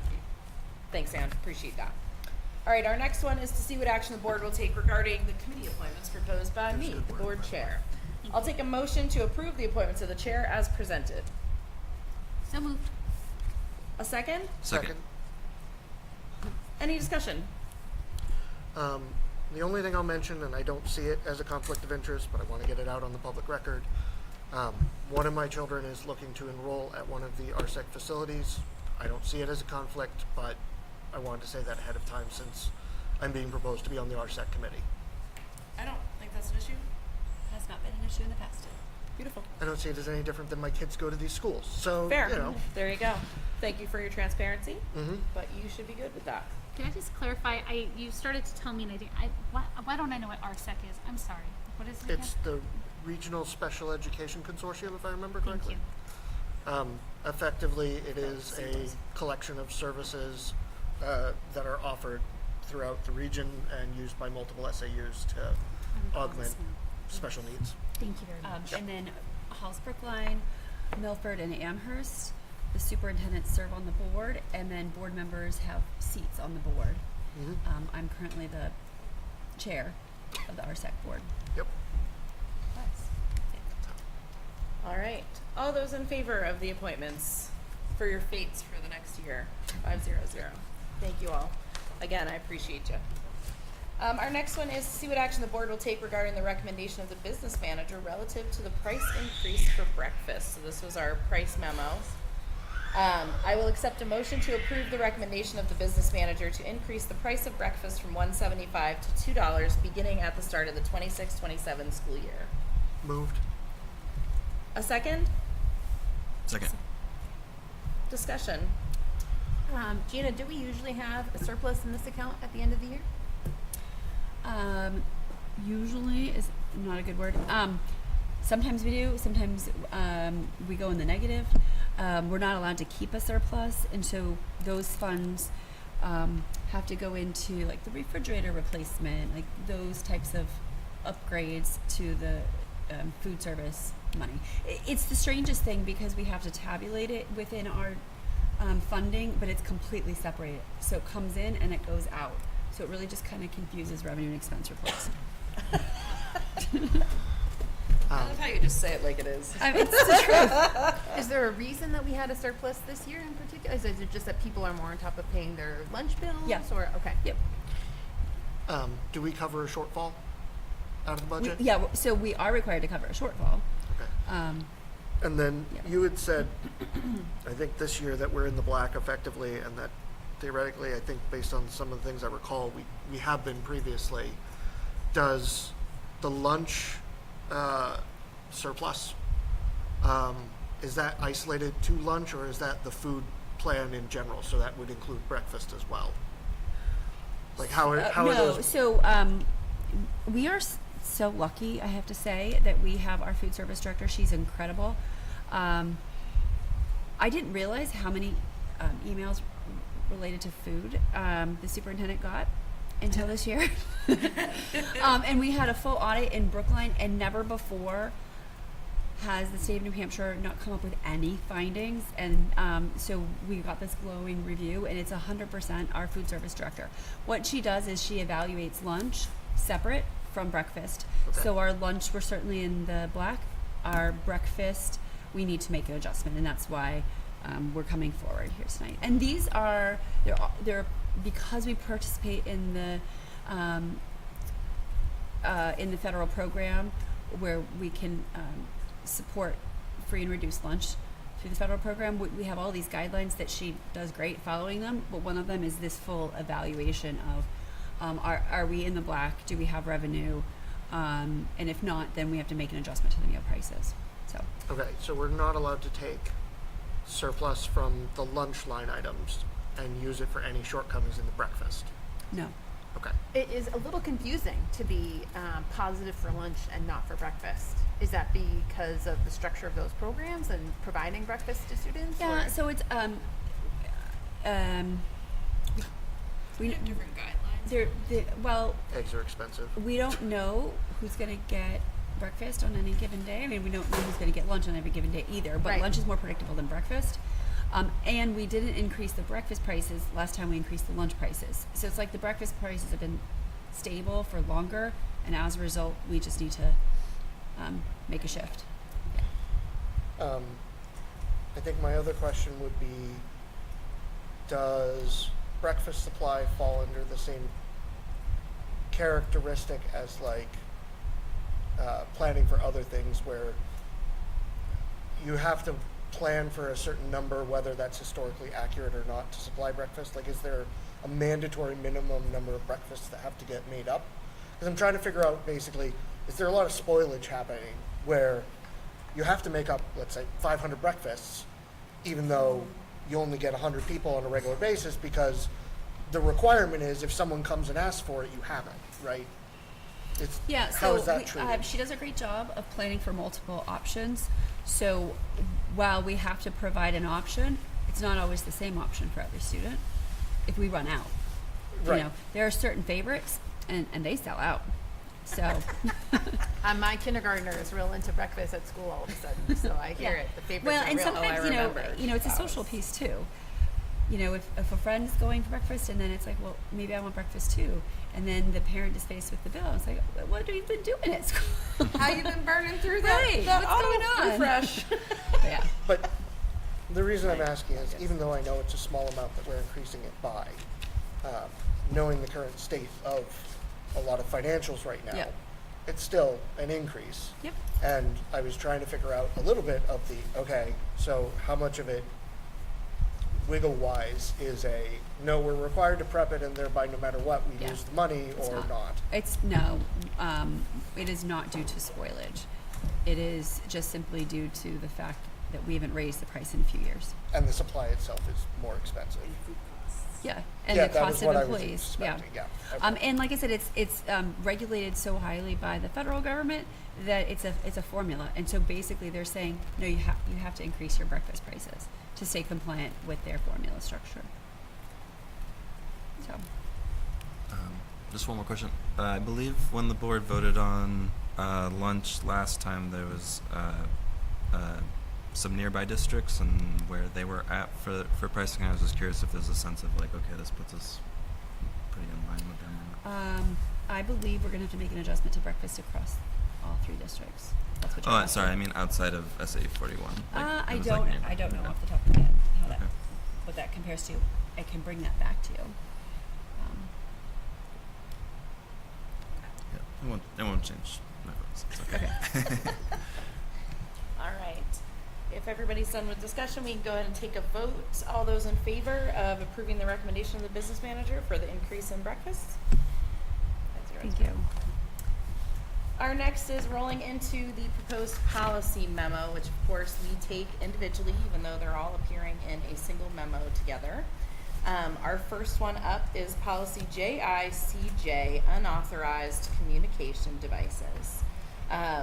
This is, I will accept I will accept a motion to accept the first reading, waive subsequent readings, and adopt policy JICJ, unauthorized communication.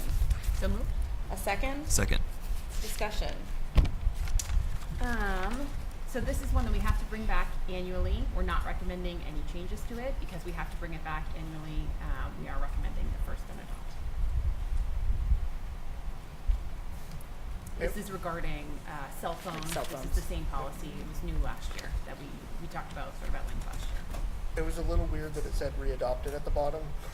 But totally get that's probably going to happen, just It's was a so little that weird. you can keep documentation that we're bringing it to you on an annual basis and you're approving it. No, I know, but technically if it says readopted May 6th, that means we've done it. Yeah. And so that was weird for me of the like, because I read it and was like, didn't we just do this? And then it said readopted and it just threw me, so. We just like to throw you off. Yeah. So we're going to continue to Yep. do it. Why is this one an annual refresh? It was in the law. Okay. It's a law. The law. All right. Any other discussion on this one? I really wish it wasn't a law that we had to redo it every year. I know, Agreed. right? All right. All those in favor of accepting first reading, waiving subsequent, and adopting 5-0-0. Good job. Yeah. Well done. Well done. Our next one is policy BEDB. It had its first reading at our last meeting on April 1st. I will accept a motion to amend policy, to amend by replacing the language under the heading of consent agenda accept the second reading, waive the third, and adopt policy BEDB, agenda preparation and dissemination as amended. So moved. A second? Second. So again, this is the policy around using the consent agenda form. We're not making changes to it from the last reading. We're hoping to be able to start using this type of agenda, and so wanted to get it approved on the second reading.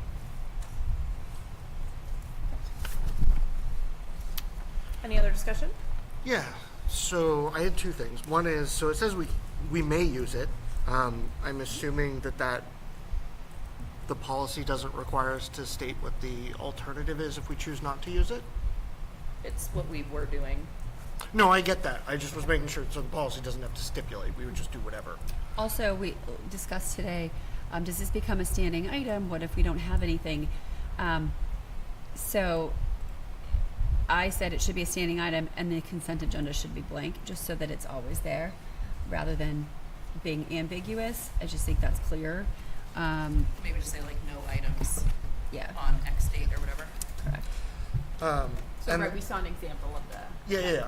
And the example was good because that runs to my next question, which is like, so in the example today, if I had decided that I wanted to vote no on one of the lines within the consent, how do I break it so that I can vote yes for the rest of them and no for the one, or do I have to vote it all down? So that's a board decision.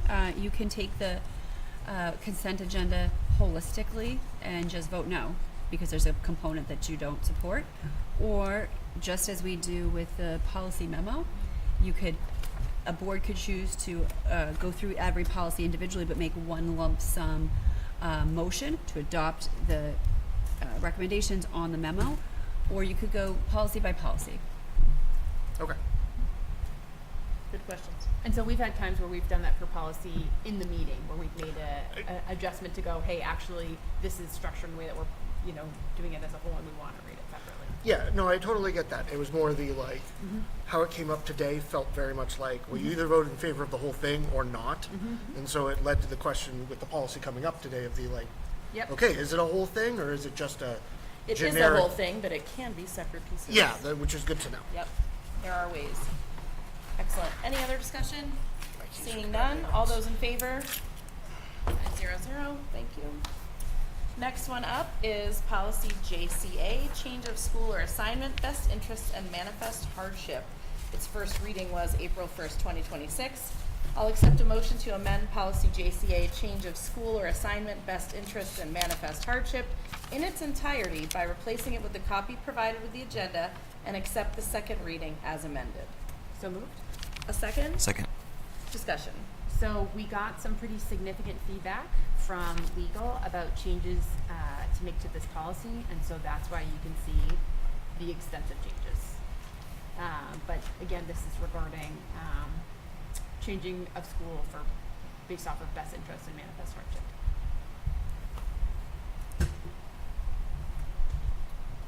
Any other discussion on this one? This also will be coming for a third reading because there are some extensive changes here. So it seems like legal infer that class is no longer a component and school is the main component. Is that accurate from what I was sort of reading with the crossouts? I think that the changing to school provides a little bit more flexibility would be how I would read that there. I don't know if you would add Yeah, so anything, Dr. what Warren. this policy is supposed to address is the student's school assignment. Within a class, within a school building, if a parent wants to request a change of class, that would be done through a building process. This is a superintendent process that has to do with actual school location, not the actual class within a building. Okay. Okay. All right, so as she said, it's going to be coming for a third reading. Do you guys have any other discussion points that you want to address now? So the thing that confuses me then a little bit is the title's change of school or assignment, but it's only ever change of school at this point.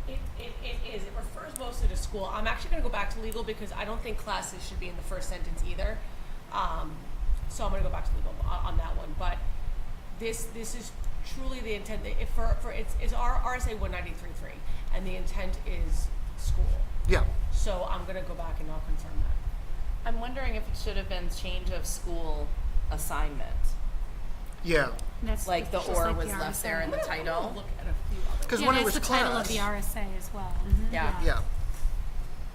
But yeah, when it was class, I was like, or assignment, okay, that makes sense. But then once it was like school, it's like, Yeah, the exactly. It's change of school assignment is that RSA that Anne was mentioning. So I think they just Yes. Yeah, just other If taking it out was the word change of or. school or Other class districts assignment. across, some of them have the or taken out, some of them have the or in there. So I'm gonna confirm, some of them have the or taken out. So funny. Okay. Okay. All right. So all of that discussion, good. Anything else? Thanks for the color coding. yeah, Appreciate that. and the hard greatly. work because that looked like a lot of changes. It's mostly legal making those changes, so I'll say. Well, I'll thank I will thank our legal team. Right. They earned their fee that day. So all those in favor of accepting the second reading? 500. Thank you. Next up, oh gosh, this one with the reading of the name of the thing. Policy GBEBB. It was first read last month. It's employee-student relations. I'll accept a motion to amend to include reference to the RSA Section A2 to read, "The exchange of purchased gifts from staff members to individual students is discouraged and prohibited when the gift is of more than de minimis value, $50. This does not include prize boxes, classroom supplies, etc." And Section A4 by inserting, quote, "school-related," end quote, following "in any," and accept the second reading of policy GBEBB, employee-student relations, as amended. So moved. You're welcome for reading that Thank video. Second. So I will say that the policy committee is looking for some feedback from the board on this policy. We did talk about this. This was one that we had originally done a ton of editing to. We talked about it last month at our board meeting. The thing that as a policy committee we were really struggling with is the amount of money for class gifts, right? And that talking about the de minimis, referring to the de minimis value as well. And if you think about one of the ways that as a school district we try and manage any concerns about either in actuality or even in perception about students getting a different kind of treatment based off of did they give a gift to the teacher or how much money do they give to the room parent who buys gifts, is that we do have a room parent, right? And at the beginning of the year, the room parent reaches out to parents and says, if you'd like to donate something, you could donate that to me. So the teacher doesn't even know, right? Like, this student gave this, or this student gave that. So we try and address that in that way, right? Also, if you have 16 kids in a class and every parent gave $20 to the room parent for gifts, we would be over the de minimis limit. And that would count, right? Like we would be over. And what we were struggling with a little bit here is that it feels uncomfortable to sort of jack up the de minimis value to something really high, right? That doesn't necessarily feel appropriate. Also, then are we putting teachers in a situation where, they are accepting gifts that are over the de minimis value? What do you do when, if you get a gift basket, and how do you estimate exactly the value of every item in the gift basket? Also, a lot of time, like sometimes teachers or staff are in a position where somebody drops something off for them, right? Like, how do you refuse a gift that, if you're going to refuse a gift for being over the de minimis value, are you sending it back home with a child? That's putting a child in an uncomfortable situation and a teacher. What if something is just dropped off and it's not clear? How do you send that back? So we're sort of grappling with those things. And also at the same time, we do have a need to be protective of students who their families might not be able to contribute. And we don't want them to be in a situation where they, I don't believe that any of our teachers would ever treat a student differently because of what they contributed or not. And again, a lot of times teachers don't even know. But also we do have responsibility to be attentive to the fact that, those kids, not everybody maybe can contribute, and we don't want there to be a perception that, you have to contribute. So that's what we were grappling with, and right now the language feels it doesn't feel perfect in terms of how we manage that. So I think you might. Yeah, I would just add that the $50 wasn't just a random figure. Yeah. We looked through a lot of the ethics laws and recommended practices, and the $50 was the common recommendation. Yeah, we could also take out, so right, if we're saying de minimis is $50 and our room parents get $300, right, we're way over. And that's actually probably what's true most of the time, is that we're way over. The other thing that we could do is we could take out the language of the de minimis value and just say, you know, something along the lines of, we don't want, you know, gifts that, would not be quite the right language, right, but that we wouldn't, you know, gifts of minimal value, something like that. That's another way that we could potentially manage this, but Can I make a couple points? please, yeah. So first, I looked up, this was something I had asked about before, I looked up the RSAs that are listed here. Again, I don't see how they pertain to what we're talking about right now, a money value. So RSA 18611 IXF, I have here, so 9F, that I don't really see. It requires schools to adopt a policy prohibiting transportation for medical and health-related appointments, and then it goes on there. And then the other RSA mentioned here, RSA 169C, that's for services required for minors from certain providers qualified for third-party payment. Like, I'm not entirely sure what There is that no child RSA with the protection- value, with the price value.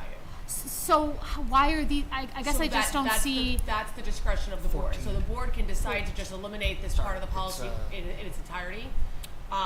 Or if there was A14 any sort of part of this that the board policy. wanted to have something about teachers giving gifts to students and not the other way around. So it is at your discretion whether or not you want to put something in your policy about gift giving. A lot of Okay. it falls under the code of ethics, not Right, under exactly. It but- falls under the code of ethics. The referenced RSA specifically is, I suspect, in direct correlation to A14, which states transportation of students cannot happen unless it's under certain specific conditions, which is what that RSA does talk about. Because that's what you just read, correct? Yeah, 18611. Yes, so that talks about transportation of kids, and there are provisions Yeah. in this policy Right. that Okay. talk about that. Gotcha. Right.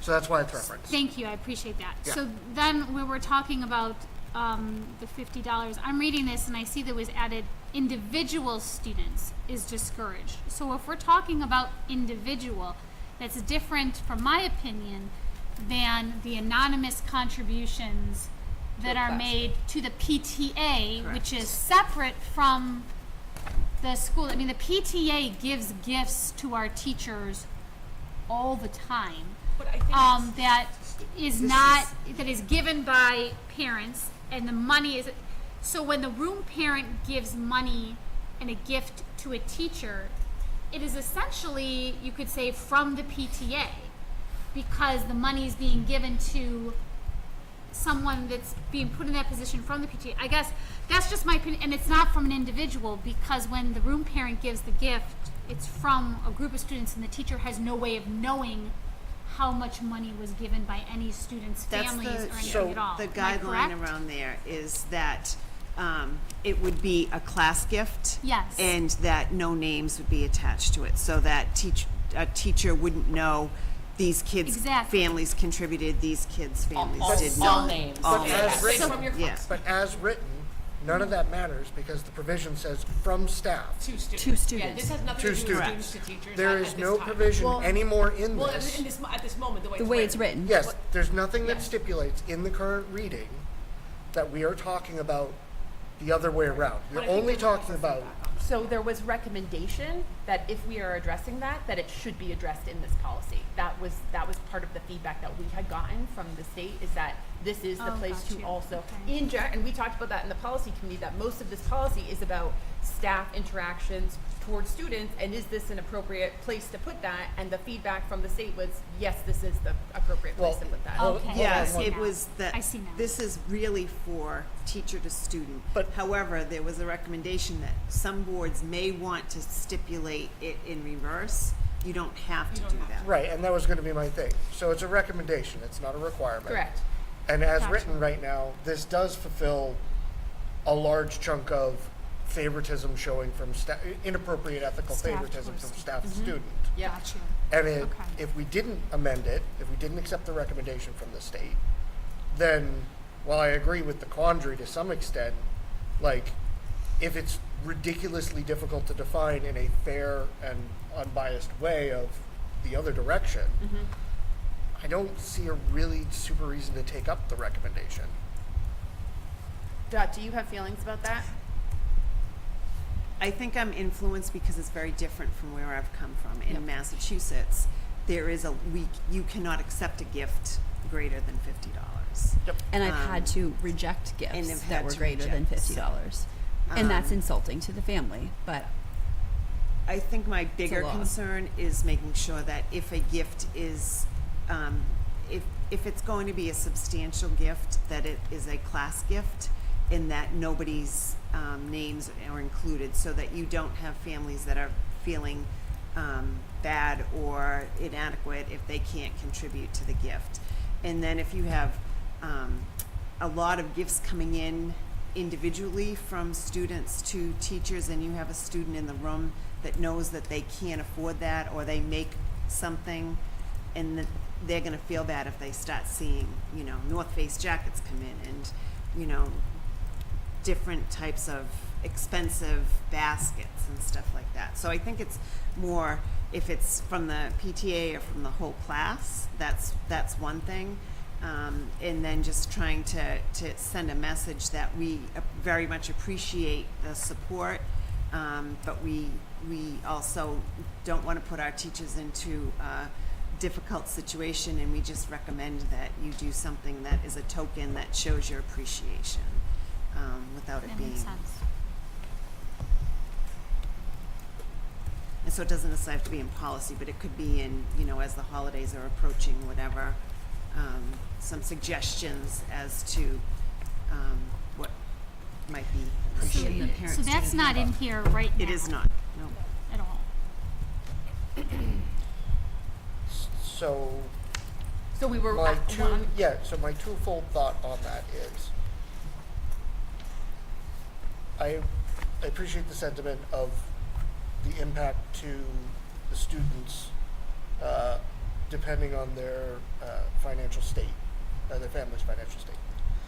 I think if we were to add some wording in here, to be honest, anything, and this is probably semi-unfair, but anything above $5 or $10, fundamentally, as an individual, could be very impactful for a family who is strapped, and could result in a really significant like I wouldn't set it at $50.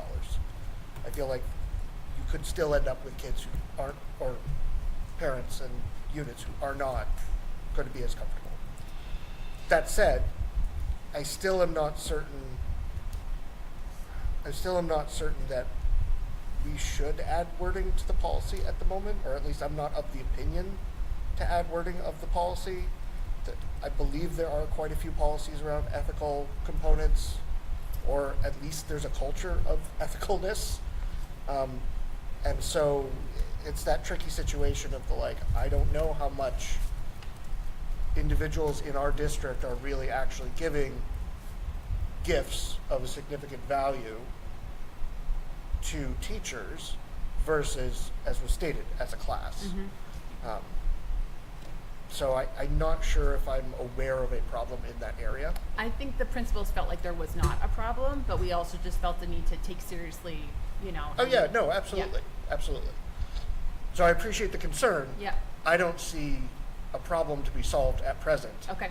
And so my take would be, I wouldn't add more language to it right now. I will say, in my years in the district, I have learned from my children what some teachers have gotten from other families because things were made public in front of other children by the adults in the room, or adults in the room. So, but maybe something does need to be said about keeping those things private, because I know personally I've known more things than I probably should have. So there may be a problem. I don't know how serious. Okay. All right, so are we good to vote then on accepting the second reading of policy GBEBB? 500. Look forward to having to read that policy name at the next meeting. Next up is policy JLCE/EBBC, emergency care and first aid. This is replacing another policy. We had its first reading last month. So I will accept a motion to amend by inserting the list of responsibilities following the first paragraph by replacing parents/guardians with legal guardians in each instance it appears, and by replacing will with can in the sentence that begins opioid antagonists, and accept a second reading of policy JLCE/EBBC, emergency care and first aid as amended. So moved. Second? Second. Discussion. So there had been some notes about, was there a way to make this policy more readable? We did try and make some changes there, especially at the top, to make it a little bit more readable. Also, because of, in some ways, just the structure of this policy, it felt a little tricky to make additional changes. There are some policies that it's just easier to be breaking things out into subpoints than others. So we tried to do what we could there, but just the nature of it is that it is made up of a lot of paragraphs. Yeah. It looks good, but I'm going to point out that in line 4 that you've added, it says notifying parents and not notifying legal guardians. Oh, thank you. Yep. I'm so sorry. No, Like, that's good. No, but yeah, it's like everywhere else, I'm like, oh.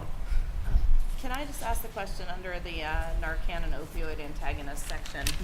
What was the reason for changing will to can? I think we wanted to make sure that it was clear that we don't. It's not like, the Yeah. school board is not mandating it. The nurse will make a decision as a nursing team in school, whether we will So, have it available, rather than, this is saying that we can have Narcan. oh, like you're allowed? Yes, we're permitted.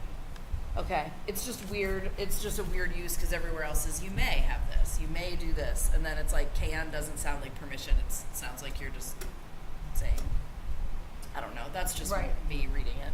No, I get that. I'm just not sure that may reads right either. No, Well, I guess it May could be doesn't. That's what I'm doesn't really saying. But read right like either. for me, it would be opioid antagonists are permitted to be available could do during that. the regularly scheduled school day. We could do something like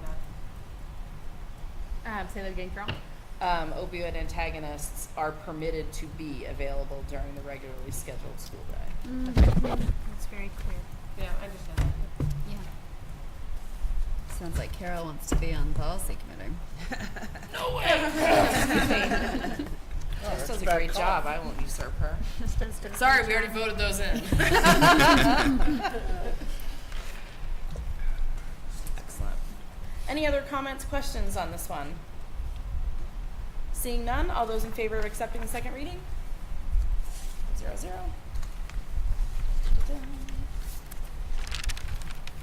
Next up is policy EEAA-R. Use of video and audio systems regulations. This is a first reading new to district policy. So I will accept a motion to accept the first reading of policy EEAA-R, use of video and audio systems regulations. So moved. A second? Second. Discussion. So to be clear, we do have policy EEAAR. EEAA. We are adding EEAAR is the new policy, and it's just saying it's making the regulations clear. In the policy meeting, we had a discussion about the storage and how that works. And there have been some changes around like how some things are stored, right? So things are going to be stored on the cloud is the short answer there. And they're stored for 30 days.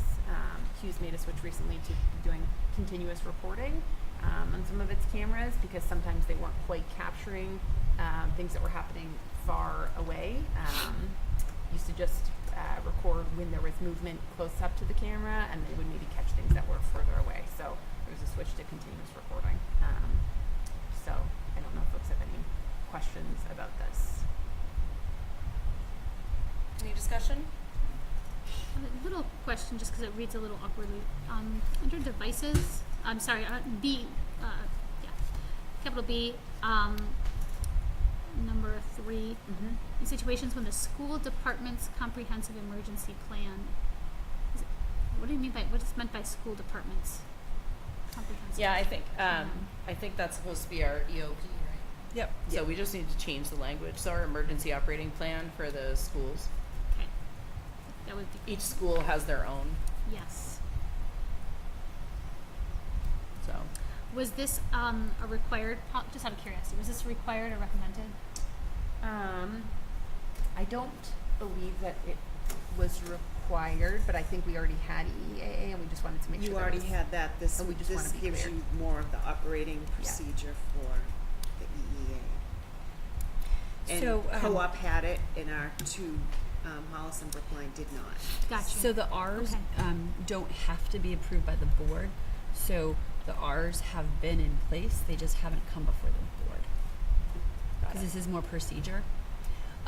But by having it approved by the board, it becomes better, more accessible to everyone in the community, more transparent. Thank you. Any other questions, comments on this one? And maybe it's covered in the other policy. Where is the storage currently taking place? On the cloud. In the cloud. Okay. All right. All those in favor of accepting the first reading of E EEAA-R? That's 0, 0. On to EHB-R. Records retention schedule. This is also new to district, so I'll accept a motion to accept the first reading of policy EHB-R, records retention schedule. So moved. Second, Second. discussion. So again, we already have EHB. We're adding in EHBR, making it visible to the board, more visible to the board and to the public. We have also had some changes recently in document storage, and so that was part of what prompted this. So, as an example, there has been a change in law recently about how long you need to keep employment records. And so, I don't know how often folks notice this, but there's sort of like a little metal cube on the SAU building's property, and that is storing employment documents going back to the 70s that historically we have been required to keep. And the length of time that we're required to keep some of those records has changed. So we're going to be getting rid of some of those records. It also saves us some money because we no longer need to have that pod on site, and hopefully can take a little pressure off of the attic and all of the boxes of records that we have up there. So that's what prompted kind of, The pod to begin with. yeah, that's what prompted, that change prompted kind of a review of this and bringing it forward. There And was again, just making changes clear. from 50 years, we had to hold on to items to now only 50 20. years Yes. after termination Yeah. or resignation or retirement. This is a long time. Especially if It's they've worked here retirement. for 30 years, because then you have something going back 80 years. Yep. Yep. That's wild. Yeah. Once again, so there's some of these changes that went from 50 years to 20 years. It was our EHB essentially says the superintendent will have a records retention schedule. So we've had one, and it's been posted. It's just, once again, it didn't go before the board, but this just make it more public and accessible to everyone. Nice. Any other conversation on this one? Is there anything, it's probably in the laws, but is there anything stipulating that there are conditions if certain documents are required for legal purposes? Is that covered in the original policy? Probably covered in one of the other ones too. Yeah. So there's a litany of the related policies at the top of this. Yeah, that So was what I if was there are thinking. documents that are required for legal action that's pending, then yes, we have to hang on to them. Okay. But sometimes we hit the retention cycle, and so things are discarded, and then potentially something could come up, and those just are simply not available, Right. and that's okay. Okay. All right. All those in favor of accepting first reading of policy EHB-R? We're almost there, everybody. Our next one, what's funny is I glanced down and it looks like HB, and I was like, that's wild. It's It does. IIB. So policy IIB class size. I'll accept a motion to accept the first reading of policy IIB class size as presented. So moved. Second, Second. Discussion. So we have to look at this policy every year because the school the state can make changes to recommendations around policy class sizes. So we always kind of review this. We also were looking at it with kind of especially close eyes, thinking about the primary schools enrollment challenges. What we talked about as a policy committee, I guess I will start by saying the state has made some changes to recommendations of class sizes. For our purposes, it was kind of more of a reorganization about which grades were grouped together. You can see that language there, what's crossed out in terms of maximum.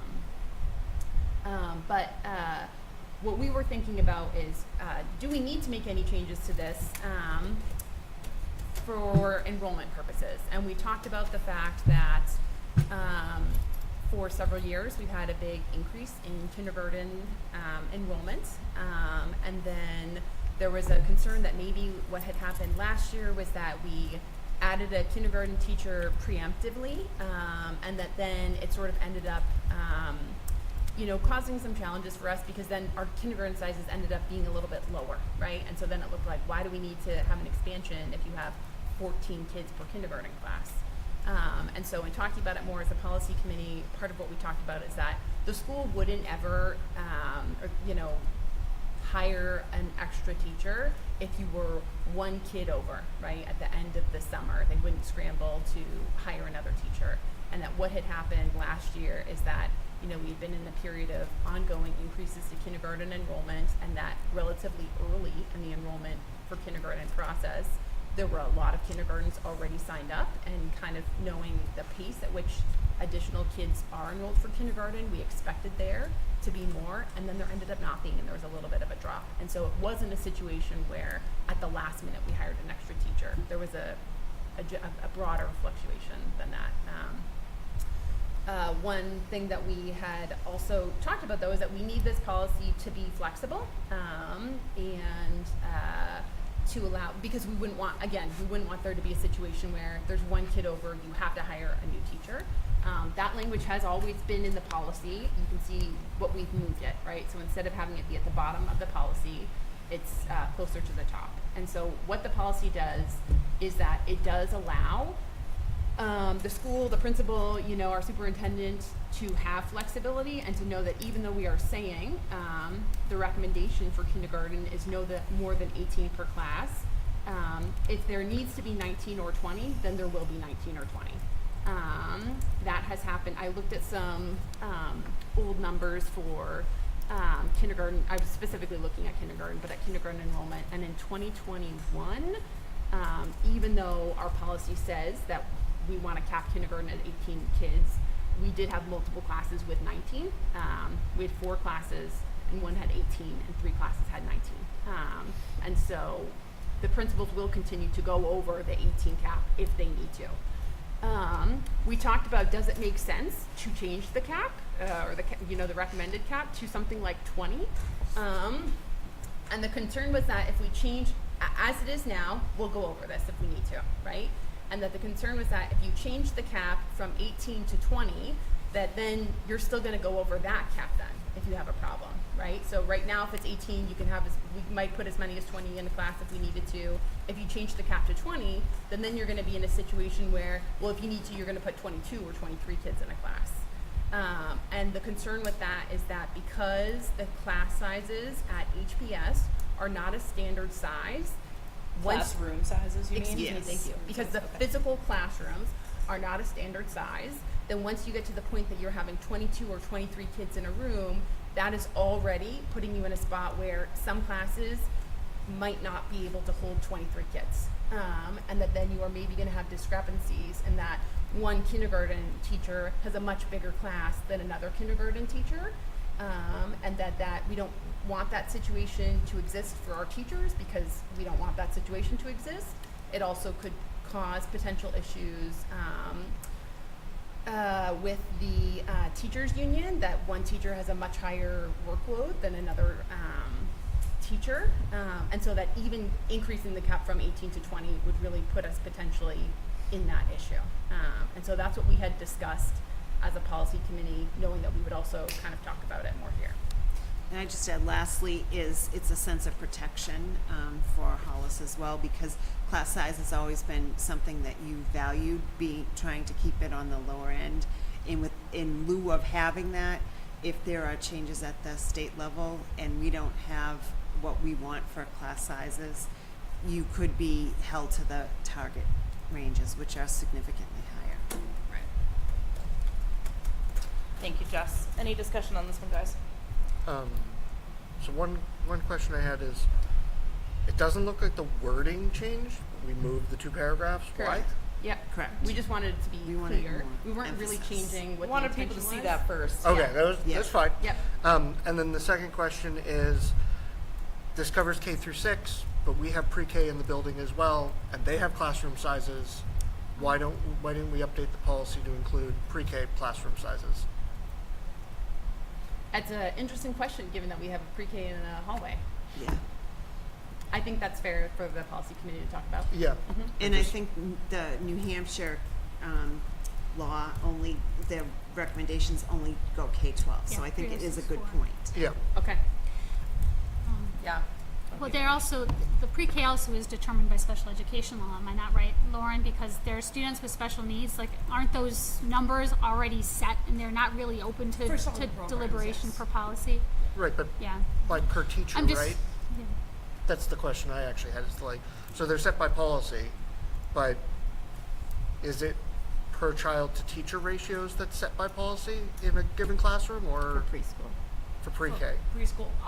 It's not necessarily in it's in the RSA's in the law and it's in the regulations for preschool for what the ratio is. But so you would assume that the class would be a certain size within the classroom, but there is no space requirement, if that makes sense. Like I guess I'm not understanding. What's what the you're asking. ratio requirement by law It's for pre-K? It's one teacher to 8 students. Again, it depends on the class. There's integrated, there's intensive needs. It's different. No, numbers. I totally get but that. The integrated, you have 12 students. You could have one teacher, and depending on the needs in the class, you'll have paraeducators. In the intensive needs, it's 1 to 8, Okay. and then paraeducators as needed by the plan. Are you wondering, Jonathan, if we should also include that in this policy? Or you could Well, put just I like think to dictated Ann's by point law. that the pre-K is driven by this as an overarching number constraint, and so yes, I actually do think that it would behoove us to reference the law and say, hey, these are the pre-K constraints, by policy. Because yes, it's a weird scenario where it's like, okay, so K through 6 Yeah. have a specific thing, but Yep. the pre-K doesn't, but we're still constrained, so it's weird. Yep, okay. Perfect. Good point. I didn't know that. I guess it almost feels like, why are we even putting in a capital if we're saying it can go above? And it's essentially saying that there needs to be no consultation with the board. It's the board's policy. But, it almost makes the point of having a maximum number, a cap, completely null and void. I look at the language of the Department of Education. They have a target and a max. And I guess what I feel like is, why can't we just follow that script? Like, we would like to maximize it as this, because I would like to set a number where we say, no, at that point we do want you to hire another teacher. But we are aiming for, our target might be 18 or fewer. I guess it seems, the numbers now seem very arbitrary to me in light of what you were saying there. Because these words, this language that was in the policy didn't stop what happened last summer from happening.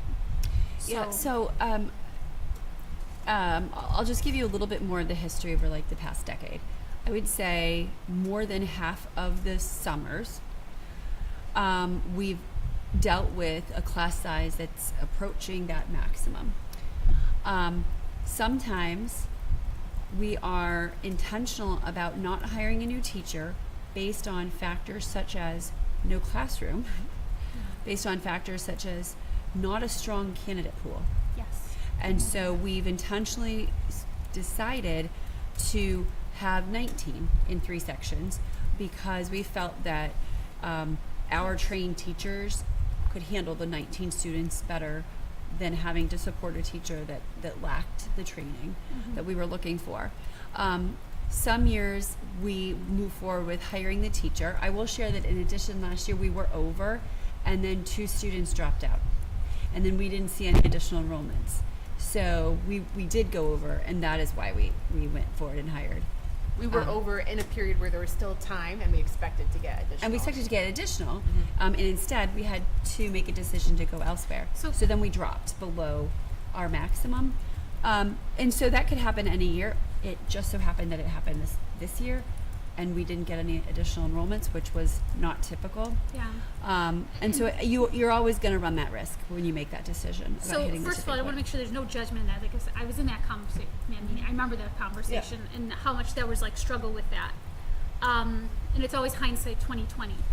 I'm wondering if some kind of language could be put in here about then if we're not going to mimic the same language of the NHDOE, which I still think is a good idea, but if we didn't, some language about we're looking to start the year within these numbers. So there's no pressure and there's no concern about, well, what if it goes over? Because if it does go over, we started the year with these numbers. Because the conversation that happened, we were concerned about, will we have to hire someone mid-year? I don't ever want that to be a concern or a consideration going forward. Yeah, I don't think we would do that. That doesn't make sense to disrupt a class that's already formed a classroom community. But that was a concern. It Yeah, was part and of the so- reason why that decision was made, was a concern that we would violate policy and then have to hire somebody. And you know, the people who are currently in the positions that make those decisions won't always be. You know, we'd like to think so, but they won't always. I'd like to put something in place to make it clear that that doesn't have to be a concern. You see what I'm saying? So, do you guys, for policy, have what you need from this discussion to bring forth? Because this is the first reading. Yeah. So, we can certainly adjust and visit it in June. But I think for a first reading, it's satisfactory. Yeah, okay. So discussing mirroring the NHDOE language and or both, putting something in the language about That mentions starting that the again year for us. within policy. That,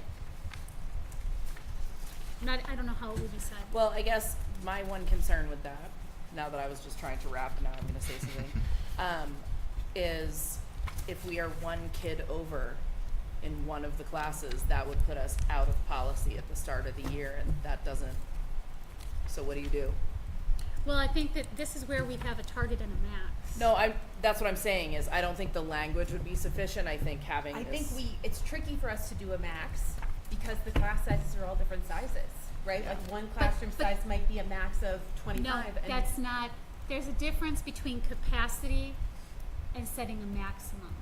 The physical capacity of a room is not something that anybody here determines. A maximum is just saying for any room, we're not gonna let anybody be over this number. But because that's we've the thing, decided. is it, you have a physical classroom space that is significantly smaller than its brethren next door. Mm-hmm. You would then have to do that max based on your smallest physical Yes. space. Yeah, but it wouldn't, this policy would not supersede that room's physical capacity. But then are you asking for language to be put in the policy to say that? No, it doesn't have to. Just like for NHDOE, they don't have to determine that, because if there is a classroom that cannot fit 25 students, they're not going to put 25 in. They're just saying you can't exceed this. It doesn't say you must put that in there. It says there's not to exceed that upon. That doesn't mean you have to fill that many. I think your language is stronger than putting in a target and a maximum, because it says no more than, and the superintendent can override that. But in a lot of districts, when you have a target and a maximum, especially if you become it's a bad financial year, you're gonna automatically go to the maximum you don't have to have the superintendent's approval. But I think sometimes we need to do that. In the primary school, we are in a situation where we may need to do that. in some of these rooms, because otherwise we're picking and choosing who gets to have a tough situation. For example, preschoolers in a hallway. That's not equitable. You know, students who were being serviced, being put into a smaller room, and teachers being moving all the time, that's not equitable either. You know, so why are we picking and choosing what is and what isn't? I think that there is a situation where it is the best situation for the school, considering a host of unfortunate alternatives, to put more kids in the classroom, just like it was chosen the year that it was FY24 that I know most recently, we made that decision for first grade, and some of those classrooms were as big as 21 students, because that was the best situation in a difficult situation overall. So yes, I think there are times when we are going to have to, in a room that can, and I have this document, that could take up to 24 second graders, there might be a year that we have to put 24 second graders in there because the town has not approved a renovation. The town has not approved an expansion. I don't think we're- This is what we have. And I don't think we're prohibited from doing that We're here, not. though, right? We're saying if the only option is to put 24 kids in the room, this policy allows us to do that. Yeah, The superintendent can do it. Hold on, Excuse me, Raph, go ahead.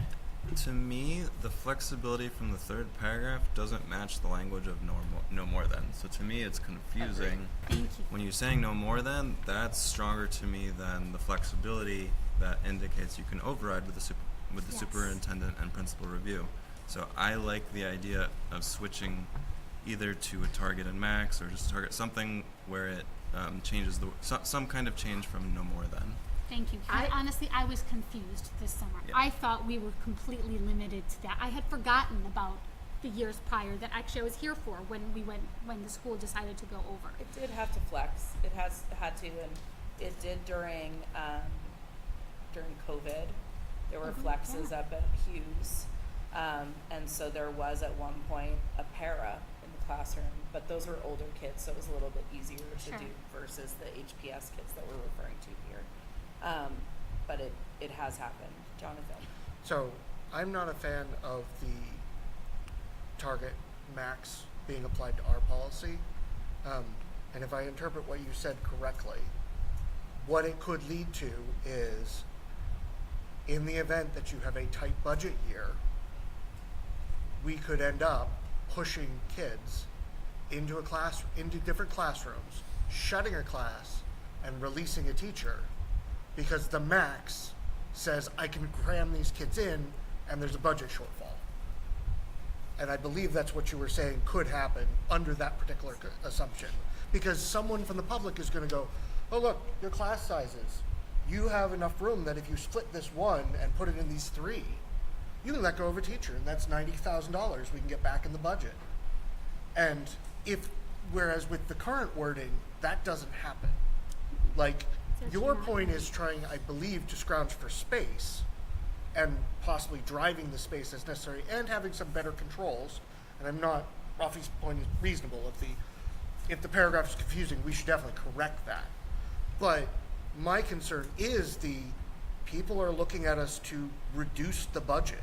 If we say, yeah, you can shove them in like sardines or more within the constraints of the physical space, and you can cut a teacher or you can cut this extra spending, then they're going to push for that. Can I make a point? So I think, first of all, capacity and cap size are different issues, but they are interconnected. And it is difficult to completely address them as separate issues because they just are inherently connected. And so I think that is one thing that I am thinking about here. Rafi and Ann, you are correct that I agree with you, that there is some discrepancy in sort of the paragraphs that we've now moved to the top, and then our saying no more than. And I will also say that on one hand, I think that it should be a guiding principle that our policies be as clear as possible. That is definitively true. Also, there are times in policies that we have to build in some ambiguity. And so I think about the lice policy, right? When we spend a lot of time on the lice policy. Thank you for And bringing that one up again.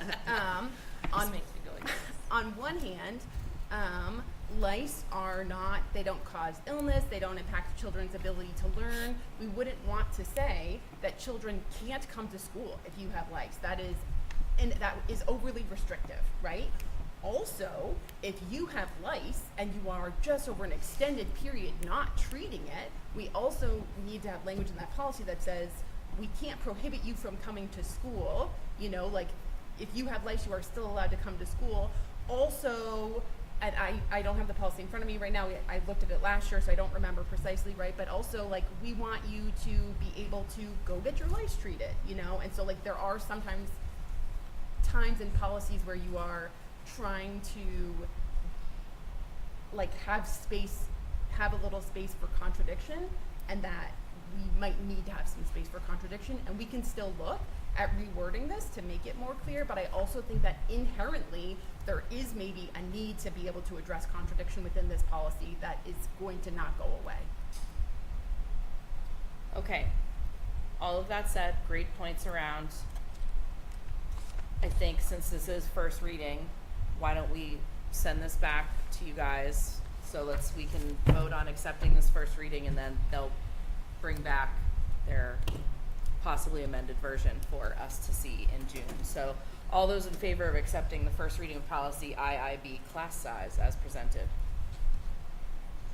500. Thanks for all the work on that. Check. Our next up is policy JICK, pupil safety and violence prevention. This is its first reading, so I'll accept a motion to accept the first reading of policy JICK, pupil safety and violence prevention as presented. So moved. A second? Second. Discussion. So this is based off of, originally the policy committee had looked at this back in January, and we were waiting for feedback from legal about wording. We've just gotten that feedback, and so we are presenting to you the feedback from legal about the phrasing of this policy. Since it's the first reading, like in January, did it have Brookline in it? I don't know that we read this here in Brookline. I will say the policy committee originally looked at it in policy. We have not seen yeah, it. we haven't This brought is it our forward. first Yeah. reading. Okay. They review it prior and then consult The strike resources. through just threw me off Sure, because sure, I'm yeah. like, No, it did say Brookline in the Hollis policy. It was In a the- typo, at the and it policy was adopted as such. oh, okay. Yeah. All right. So Just we're so you know, fixing- guys, we have obligated you. Any other discussion on this one? With what does it mean under prohibition of retaliation and false accusations? The green at the bottom, it says an unsubstantiated allegation of bullying without more will not constitute a false accusation against an alleged perpetrator. What is meant by without more? Can you tell me where you are? Under prohibition of retaliation give a number. and false Section, baby. Sorry. Sorry. A, bottom of A, Oh, section right A. above definitions.